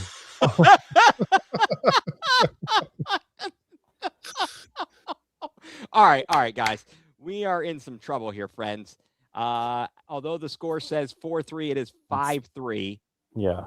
They have scored. outscored us 4-0 here in quarter number 3. Oh, shoot. No pun intended there or something. Literally, figuratively. Now it says 5-3. I mean, we haven't even had a power play tonight, and there's only been one power play for Toronto.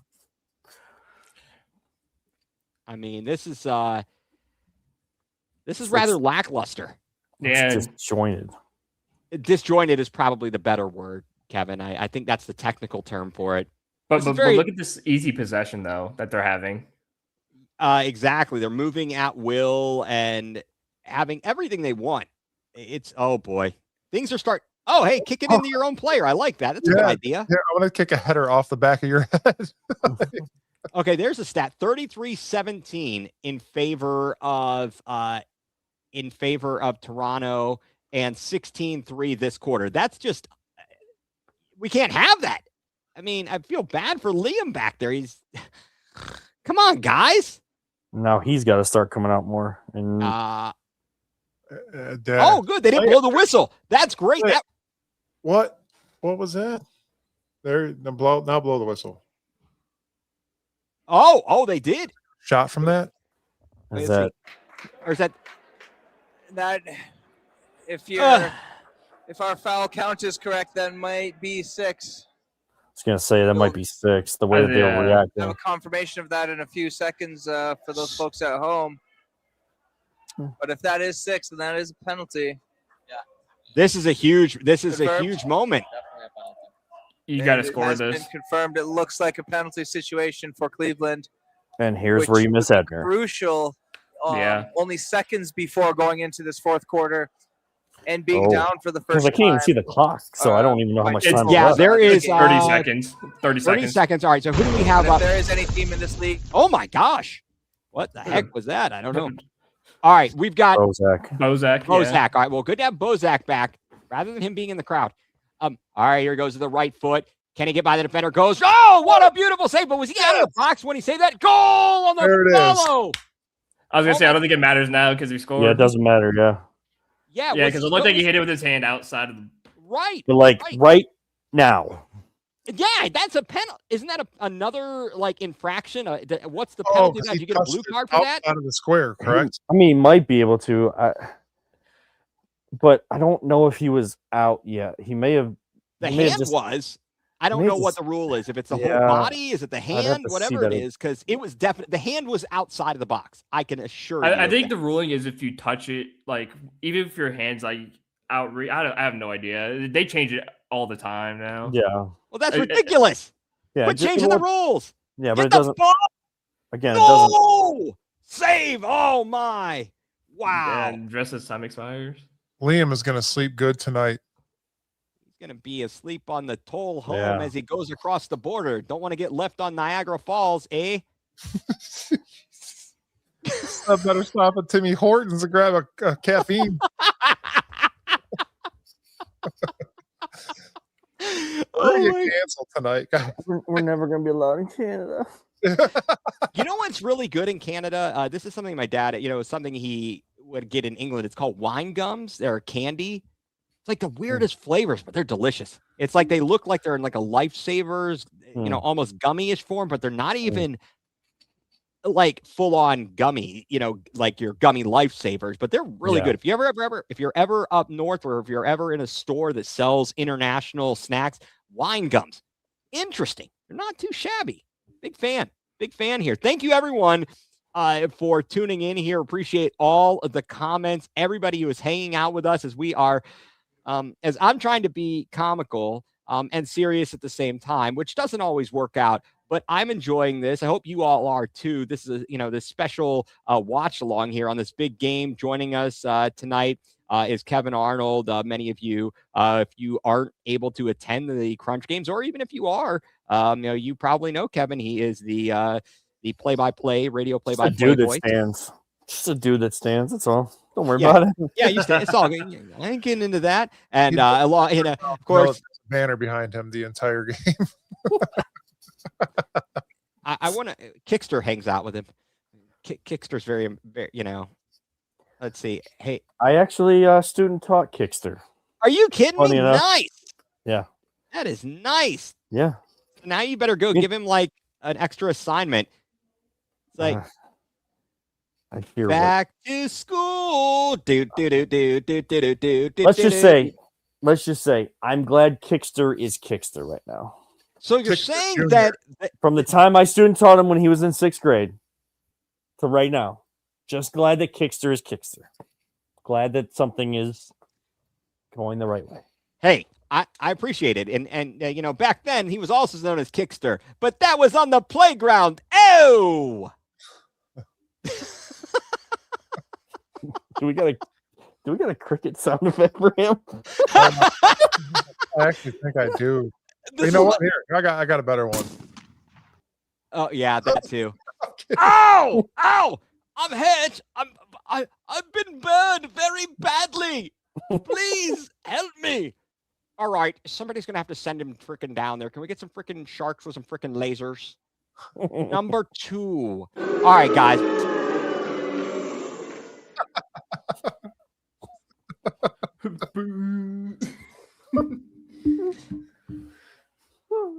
That's someone playing the bongos in my head. That's normally the sounds I hear.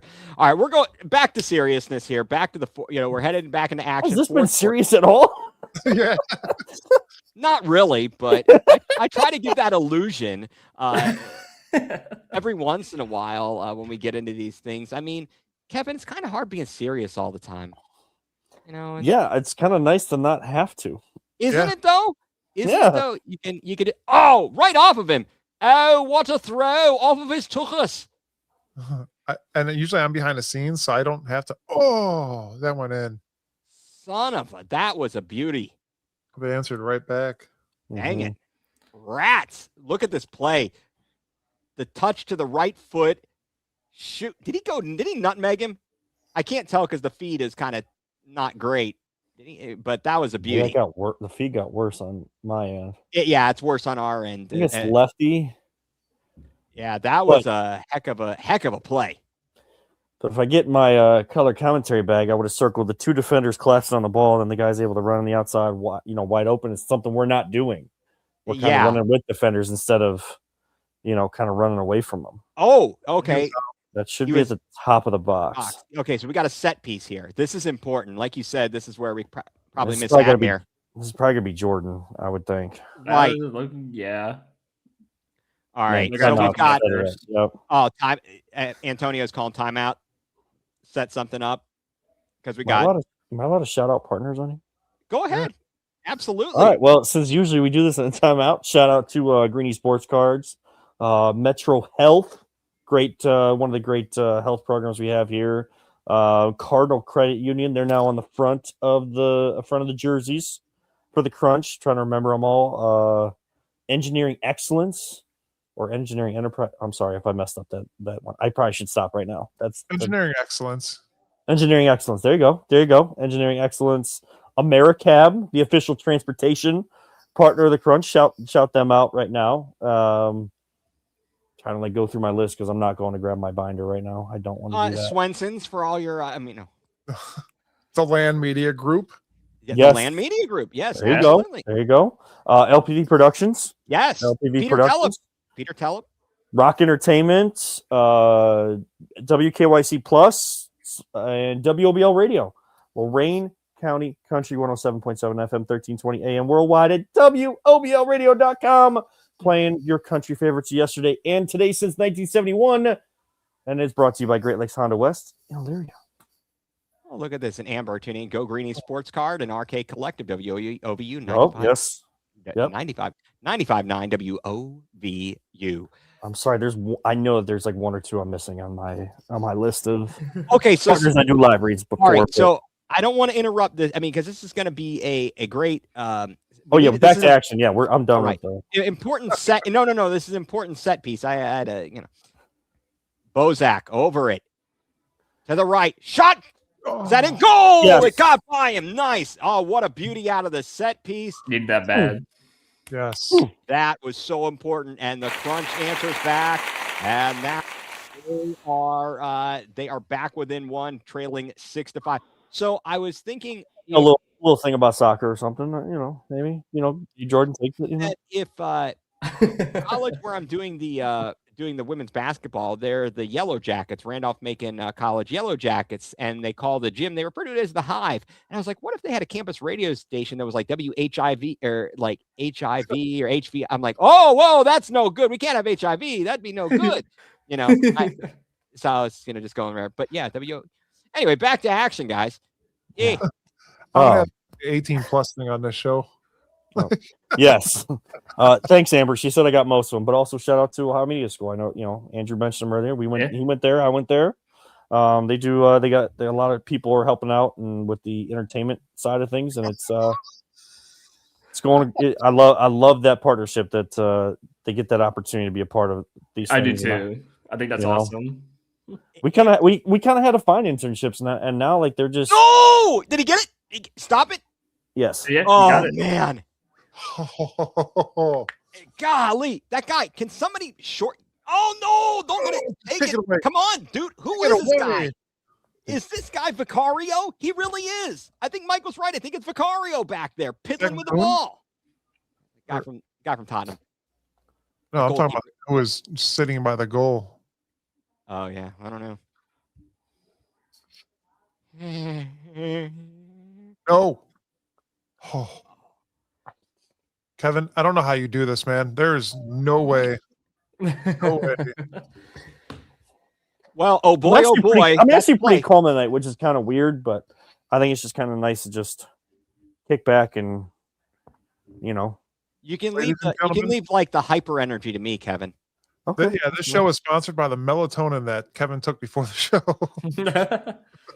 I'm gonna actually look up the other partners. I want to make sure I get everybody. Oh, in here. crud. Oh, what a save by McIntosh with the right hand. He is standing on his head tonight. Uh-oh. Another opportunity off the boards, crashing. Great job by McIntosh to continue to fend off Toronto. Yeah, you do the calls tonight, Ethan. I don't want to do it. Well, I got it. Well, play back to McIntosh in the back. If I could read all the players' numbers, I'd be even better. Off the boards on the sideline. Uh-oh, turnover, bad pass. Here comes Toronto on the counter, but taken away. And the Crunch will reset, trailing 6-5, under 12 to go here in quarter number 4, with the Crunch now down. They led at halftime 3-1, but I'm gonna lose my job. nah, I'm gonna lose my job. Man, how you gonna get fired on your day off? Here's a shot with the left foot. Oh, up into the net and out of play. I had to, improvise there because the feed, paused or. What was that? What are we doing? I don't know. Who Meow, did meow. that? Wait a second, Kevin. Was that you? Meow, meow. Jesus. Stop. I got a weird relation. Oh, sorry. All right, we're not. No. We don't need all of the next level drops. I sit here, honest to goodness, Kevin. I don't know. I know you're working and doing stuff when they're on in the afternoon, but I laugh so hard sometimes at those guys, and it's the most. Oh, it's ridiculous amazing. stuff. It's amazing.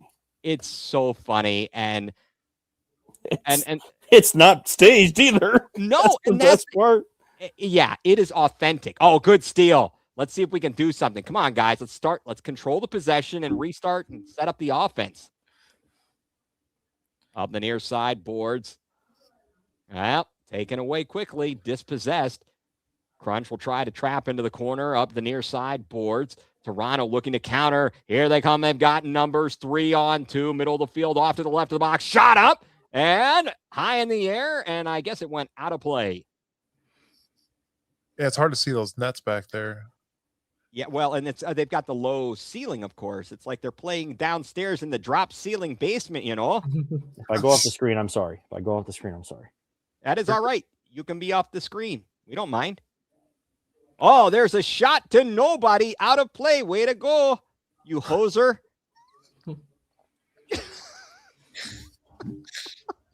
Mike, you're going to lose it over there, bud. Drew, Meanwhile, I'm trying to be professional over here and find all the parts. I'm trying to be as professional as I can too, but man, this is rough. Not rough in a bad. personality. Oh, to the right foot, setting it up. Minnick on defense. Pass into the box, tipped away. Crunch trying to get out of there, cannot do so. Toronto retains possession, under 10 to go here. Quarter number 4, Crunch trailing 6-5. Play up the right wing boards, now back out and into the 18-yard box or the penalty box. I don't know. How many yards is it? 6, 8? What is it in the league here? Oh, that was great. Minnick, quit giving up on it. Let's go. No Hortons for you. He's slowed down. I mean, I guess they're changing. All right, come on. There you go. Come on. Put on the pressure. Make him turn it over. I mean, there we go. Right here. Where's Willie Mays Hayes to run in for the steal? Oh, nice camera work. Up the near side, gets away from the defender. McCord, shot. Kicked away. Oh, good defense by the Crunch. Mike's going to have a coronary down there, folks. Look at this. The fancy dribbling. Andrew, what do you see right now that they could do to make this game tied up right now, or possibly pull off a win? Put it in the other team's net. Oh, I mean, in layman's terms, yeah. but no, I mean, right now, I mean, look what's going on. They're just kind of just hanging around a little bit. I would like to see a little bit more pressure. I know they don't want to go too quickly because obviously you don't want to get burned on a couple passes here and there, but you know, All right, there chase needs him to back, be chase him back. there needs to be a little bit more urgency now that there's close to 8 minutes left on the clock. Yeah, about 8, but here's they've got numbers. Shot to the far side post on the back door. Couldn't put it home off the boards. But Turn it back over. Something Where's like the that. possession? Yeah, something like that. It's just like that's just not needed. I get he's trying to play it off the wall to his guy, but I mean, again, if there's nothing there, just don't force anything that you don't have to. Yeah, pull it back, restart the offense, as it were. Somebody did ask Thank me you to earlier. Consumer Tire and Pella Windows. Ding. Ding. Thanks. I didn't want to look for that one. Mort Goldberg. Ding. Somebody asked me earlier, me and my wife went out to lunch, and somebody asked where the Canton Invaders play. I think it is Canton Invaders. Well, they used to play, at the Canton Civic Center. I only Let's said play soccer Invader style. I said Canton, and apparently that was the wrong answer because everybody. Jeez. What? Wait, what was the answer? I don't know. Nowhere? He doesn't know the answer. Yeah, I still don't know the answer, so that's why I'm asking you guys. Well, they played at the Canton Civic Center. Then they played because they no longer play because they're, and they moved to, I believe they moved to Columbus for at least a couple seasons. And then, then the league dissolved. I don't know if were they ever part of I think they did become part of the NPSL as the Canton Invaders. I know they played the Crunch at some point. Is this a 6th foul thing here? Let's see if I'll tune in, try and catch. I think it's the timeout. Oh, okay. Yeah, it must be because there's no broadcast commentary. Well, 6:25 to go here in quarter number 4, folks. Again, while I have a moment, thank you all for tuning in. I don't know what just happened to the feed. I'm sure it'll be back. Thank you all for tuning into the Let's Go Crunch podcast as we do our watch along here tonight. Ethan Greenberg along with Drew Hagenbaugh and our man behind the scenes who's been with us the whole time, Mike Wilkes, and Kevin Arnold from the radio voice of the Cleveland Crunch. Also, he's around everywhere. So we love having everybody along. Thank you anybody and everybody who has commented. Or even if you haven't commented, you've been watching along and listening to my ridiculous comedy routine. Really do appreciate it. And make sure that when we're on, we're normally on Sunday evenings at 7:00. And you can catch us here on our YouTube channel and all of our other social media sites. So please, stick with us. And we try and have a fun show, whether it be just Drew and I, or we have a representative of the Crunch, Kevin, as well as a representative of the Crunch and the radio voice. He's been on with us. And we really, again, appreciate everybody and trying to let everybody know the Crunch is just a great product for, the entertainment value. It's a great family experience. So please get on down. The Crunch, this is game number 7 of 12, and it's a 12 game regular season, playing their home games at the Wolstein Center. So we've got 3 home games left, Kevin? Yeah, 3 home games left. They'll be in Rockford, Illinois next week, and then they'll be home on the 21st. And then there is a back-to-back weekend. Yes, it's going to be Fan Appreciation Weekend. That'll be March 14th and 15th. Yeah, that's definitely everybody. Please go to theclevelandcrunch.com/tickets. Get your tickets and everything. No, Mike, this is the recap show. You have guessed correctly. Yeah, nobody's doing anything anymore. No. All right, we are out of the timeout. 6:39 to go.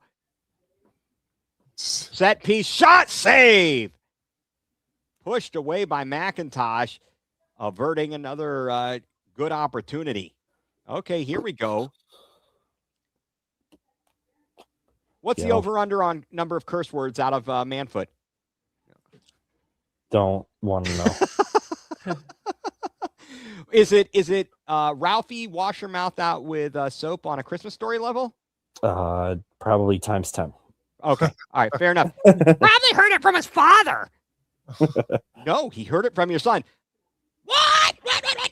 Oh, He's safe. was that a save? Yeah. It went up over.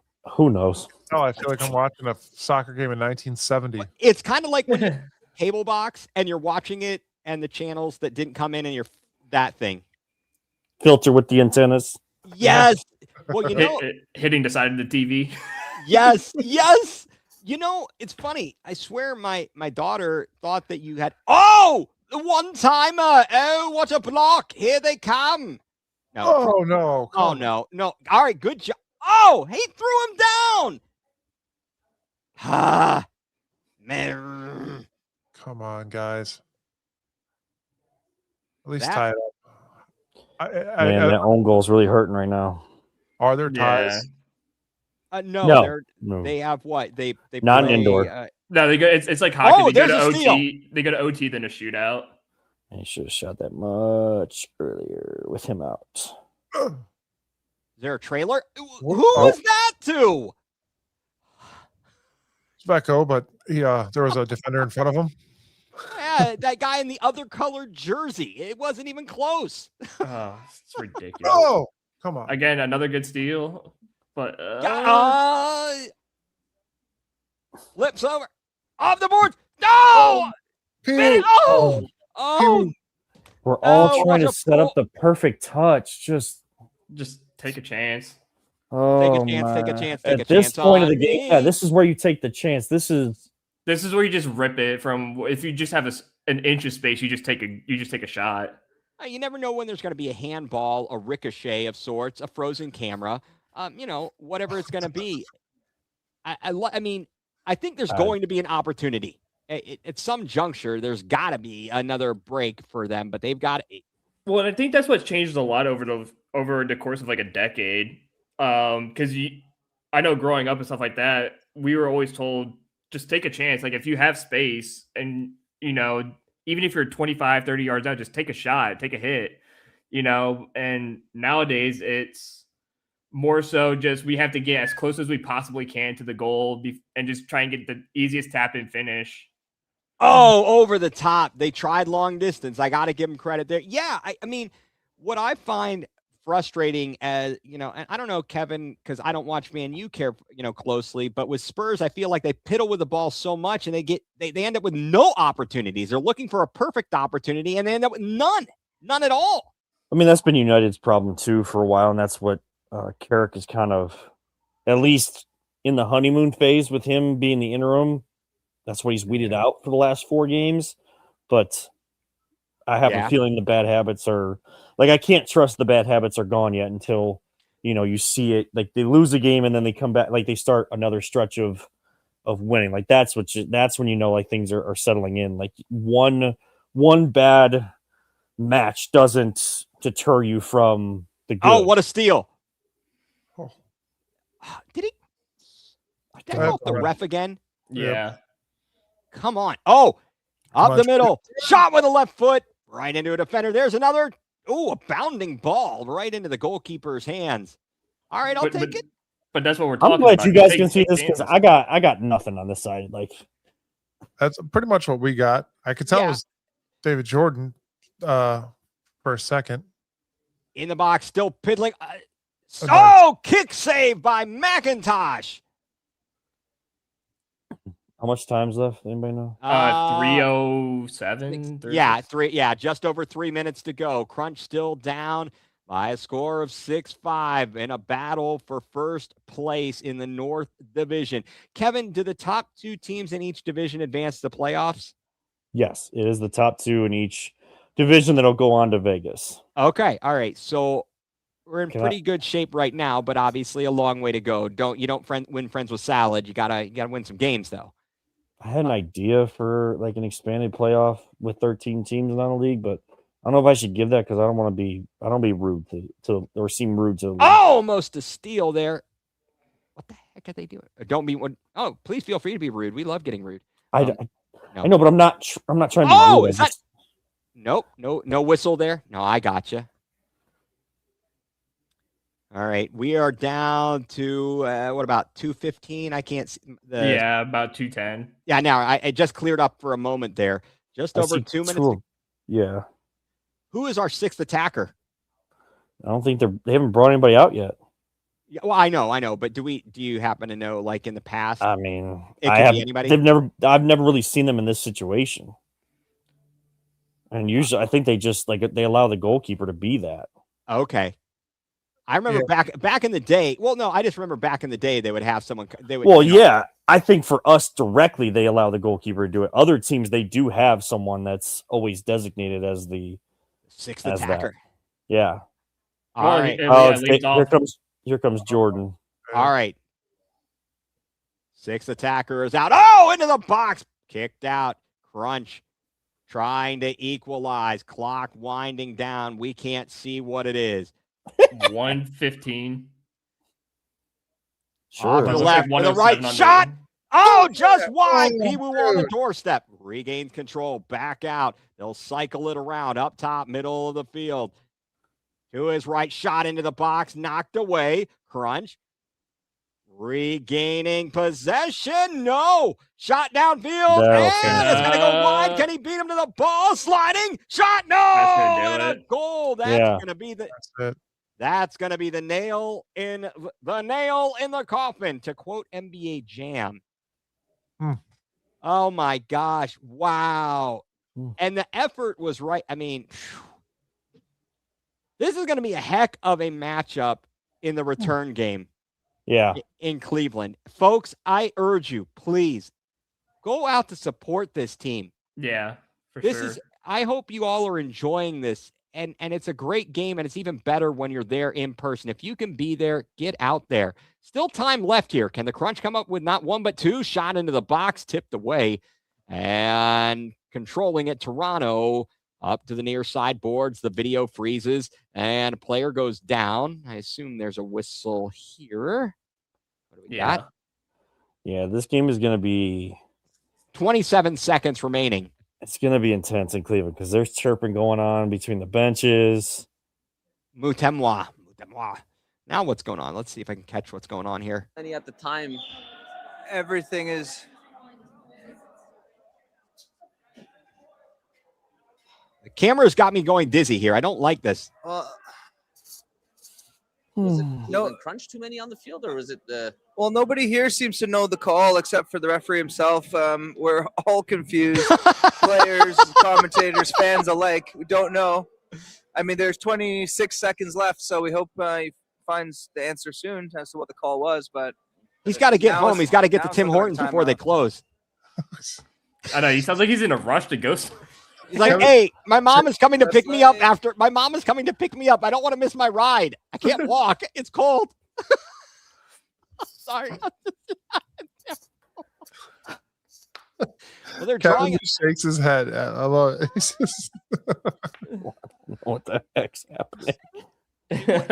Did you guys remember on ESPN? It was they were the Sklar brothers. Yes. Yeah. And they would watch the games and they'd be like just cracking jokes and stuff the whole time. Yeah.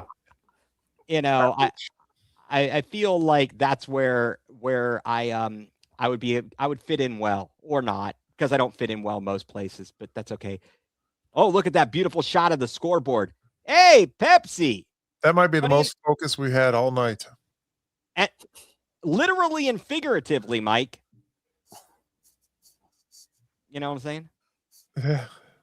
The player in me is like wanting to come out and like make okay, here we go. It looks That's what like I'm saying. The player in me is like, I just want to get out there. like exactly. No, I think that this is not a reason to even be down for any reason. This is, we got a foul away from the ball. All right, things are like you were saying, Kevin. This is getting a little bit chippy. Yes, Mystery Science 3000 was great as well. I was trying to figure. I was that was going through my head, but I couldn't remember the names. My dad always showed me that. Did he? Oh, that's great. So here's the sixth foul. Oh, come on. Ay. All right. Let's see what he does here. Let's see how McIntosh handles this. This would be like a great opportunity. Nice to get a save here, a stop. All right, he takes the first touch, then he shoots, save, McIntosh off the boards. Oh, the bicycle kick into the box, high end of the air, off the ceiling, down to 21 seconds left to go. Nice job by McIntosh there, and then the fancy move for Toronto. You've spoken so much Canadian tonight, you're going to be stuck with that accent for the rest of your life. Hey, didn't the moose out front tell you park's closed? There's a steal on the far side. Possession regained by Toronto, and the clock ticks down to 2. I guess that is it. The score on the I'm interested to see like how these interactions go right now because I don't want anybody to do anything stupid. No, they seem very cordial right now. Right now, folks. Crunch fall tonight 7-5. But again, thank you to everybody who has watched, who has commented. We love you all and appreciate all your support. Please be sure to check us out on the weekly when we do our usual time slot. Okay, that's a good question. Oh, that's my sister. Is that your sister? Oh, I didn't. Yeah. That's funny. The moose is loose about this hoose.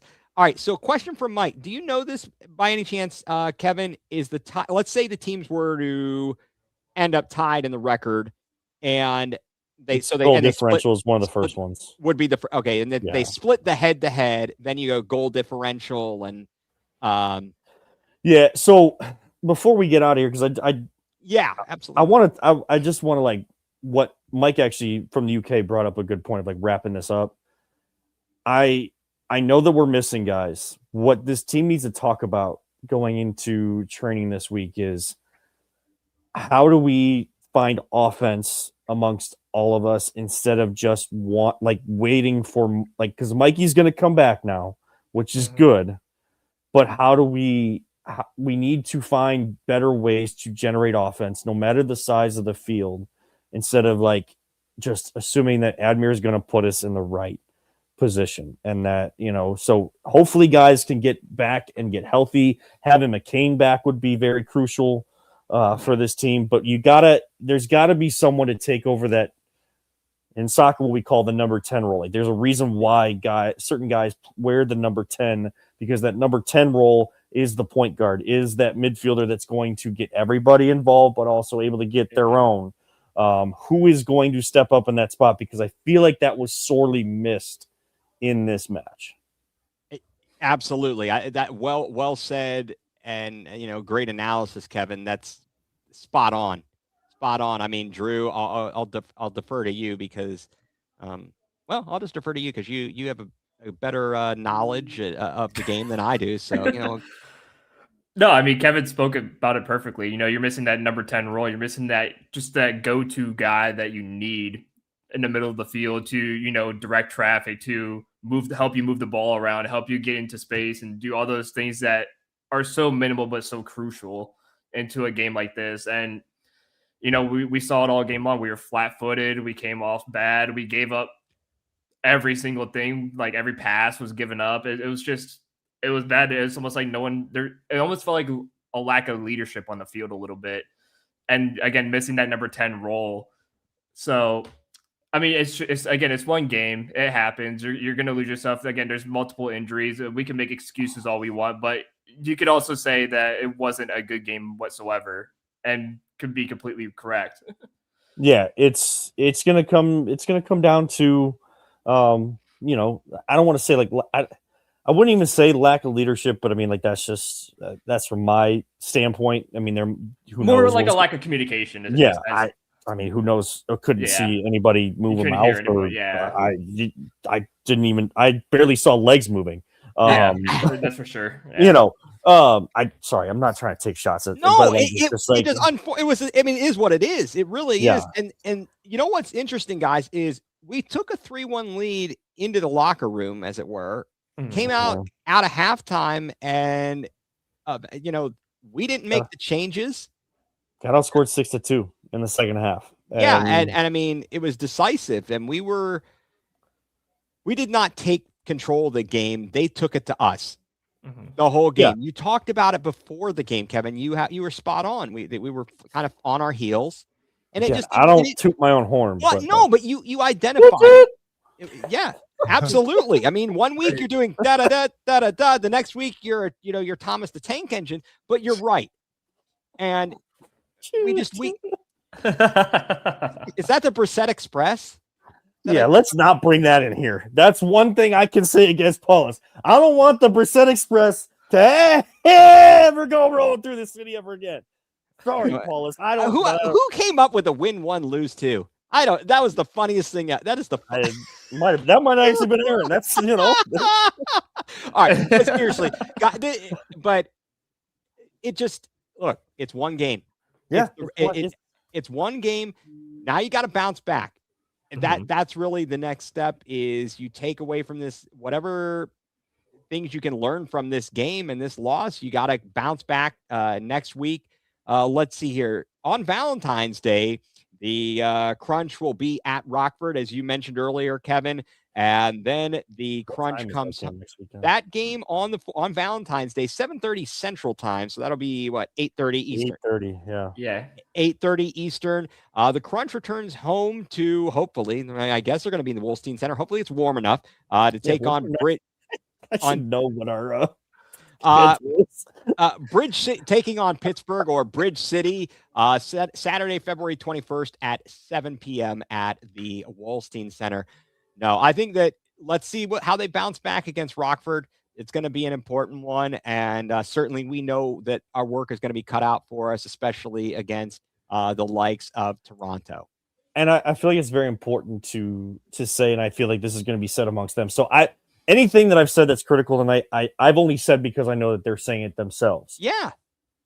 Two things can definitely be true. And I like, it's definitely only one game. And like Amber Phillips brought up, and she does a great job making sure everybody's like in the right spot and making sure all the stuff happens the way it should for all the families out of games. So make sure to check her out. Thank her for the work that she does and the entire Ohio Media School staff does. She brings up a great point that it is just one game. They can win out and still be number one seed or even in that second spot. But that is right. But I think it's also important that this team has championship aspirations and the championship culture. So like, it's not good enough. And that's what they're telling each other. That's what they know. And they're going to get it corrected. Like I can hear this team and even like to a certain extent, the Cavs and the Guardians tell me we need to be better. We need to play better. As much as we make a joke. It's true. Well, what else are you supposed to say? Hey, we need to play worse. Like, right. I mean, you have to do better than what you did. You can't. I think it's like everybody gets mad about the statement, but it's true. You're 100% but you can right, trust Kevin. the words more. Yes. From a team like this, because you know the actions are going to replicate the words, or the actions are going to supersede the words. Yes. It's not that way. Like the reason it became a joke with the Browns, and you find that one phrase that a coach says that you absolutely hate, and then becomes a running joke, is because it doesn't match. The action doesn't match the words. Jay says it. I say it. APJ's family, always positive. Jay's family had told it to him. Don't talk about it. Be about it. But I can hear you talk about it and trust you talking about it when you are actually show me you're about it. This team is about it. They know what they need to do. They're going to put the work in. They're going to bring their A game next week against Rockford, no matter who's available and who's not.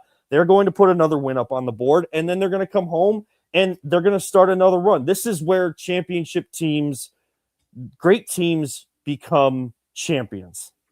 When you face adversity, and one loss doesn't define it, and it's good to face adversity, but you have to come through when you're going to face that, and this Crunch team will do that. So keep with this team, keep watching, keep getting out to the games. I'm not just doing this because I love the sport. I'm doing this because Cleveland, this is a team you can get behind. This is a team that replicates what this city is all about. They have that Northeast Ohio grit, determination, energy, passion, and talent that you want out of every professional team. Get behind them and let's push them to the finish. And not only that, everybody doesn't even know that Toronto had 2 weeks off to prepare for this game coming into it as well. More than that. Yeah, They had it's 3 weeks. 3 weeks. And guys, 3 no, weeks. and what to kind of further what Kevin just said there, when you talk about this team being about Northeast Ohio and everything you like, these people are from Northeast Ohio. They live here. They are Northeast Ohio. So it's not, I mean, those aren't empty words, and they aren't hollow words. It's true. It couldn't be more true. But guys, yeah, I wish I was there. To be able to be at all of these events. And, so I'm glad to be able to be a part of this to help support the cause. But Support I'm any way you can, and that is the best thing you can do. no, and I'm so, this is just fantastic. Guys, get out to the games. There are 3 home matches left this regular season. Support this squad. Follow the games if they're on the road, and if you can't get to the home matches, follow them on the MLIS YouTube channel or all of the WKYC Plus, Rock Entertainment, all the other outlets. I mean, because you're on the radio too. Heck, if you're driving around in your car, it speeds so fast you feel like you were drunk. You could check them out. And let's not forget, Toronto can still lose a game. They got plenty of games left. Absolutely. No, They can still lose one, and you control your own destiny. You win. I'm not worried about what they do. I'm worried about the Crunch winning, right? Yeah. And now let's switch our attention, at least for tonight, to the Cavs, and hope that hopefully they win. So hopefully, I know Sacramento has a lot of guys out tonight. It's gonna be the first game with James Harden, so let's come on, Cavs. Gotta make it happen. Absolutely. Let's make one game an anomaly, not the trend, please. Yeah. And this team will do that. Same thing for the Cavs. Let's finish it out down the stretch. And they like someone just said, we lost them last year too. I think. Yeah, we did at home. So, that broken 11-game home winning streak, I believe. Yeah. So that was a tough one, but we went up. Then didn't we go? We in the return match in Toronto, we beat them, and then we beat them in the playoffs. So it's all good. Brandon Swan had it was Brian Kern had the overtime winner in that one. I haven't seen Kern for a little bit. He's a guy that's gonna, he'll get down and dirty with teams, especially if we have him for that home match against this team. Jama and some of those guys are not going to want to see Brian Kern because he is going to get the turf burns for sure. He's going to be one of those guys laying out for the team. So it's going to be an exciting time. And it's just fun. It's just fun, guys. Apparently also just a little update to everyone that was watching us and didn't tune into a big college basketball game tonight. North Carolina won on a buzzer beater. Buzzer beater 3. It was 68-68. North Carolina gets the win. Seth Trimble knocks down the corner 3 with no time left on the clock. So, that one of the best college rivalries, that's living up to it. This rivalry lived up to it tonight. So let's just enjoy what you got, And like South Park said, blame Canada. Blame Canada. Oh my gosh, that drop it. All right, no, drugs are bad. Okay, We're done. All right, Drew. Any closing thoughts, Drew? I mean, Kevin said everything. Just forget about this game. Move on to the next. That's all you can do in these moments. Yep, absolutely. Well, look, let's close it out here. First of all, Kevin, thank you very much for being with us. Thank you. Really appreciate it. This was amazing. So much Thanks for fun. having me, guys. I mean, to even think about me, I appreciate that. Yeah, please tell your family thank you for us, and hope that Jana and Lincoln are doing well. Thank you to everybody who tuned in and commented, and even if whether you commented or not, thank you for joining us. Please check us out and follow along with the Let's Go Crunch podcast. Mike, thank you as always for everything you do behind the scenes. Amazing stuff. You are the man. Really appreciate it. And it's such a good time being able to work with you. And Drew, thank you as well. And so if that's everything we've got going on here, guys, I want to thank Kevin Arnold once again. Thank you to my co-host, Drew Hagenbaugh, and the man behind the scenes who was on the scene tonight, Mike Wilkes.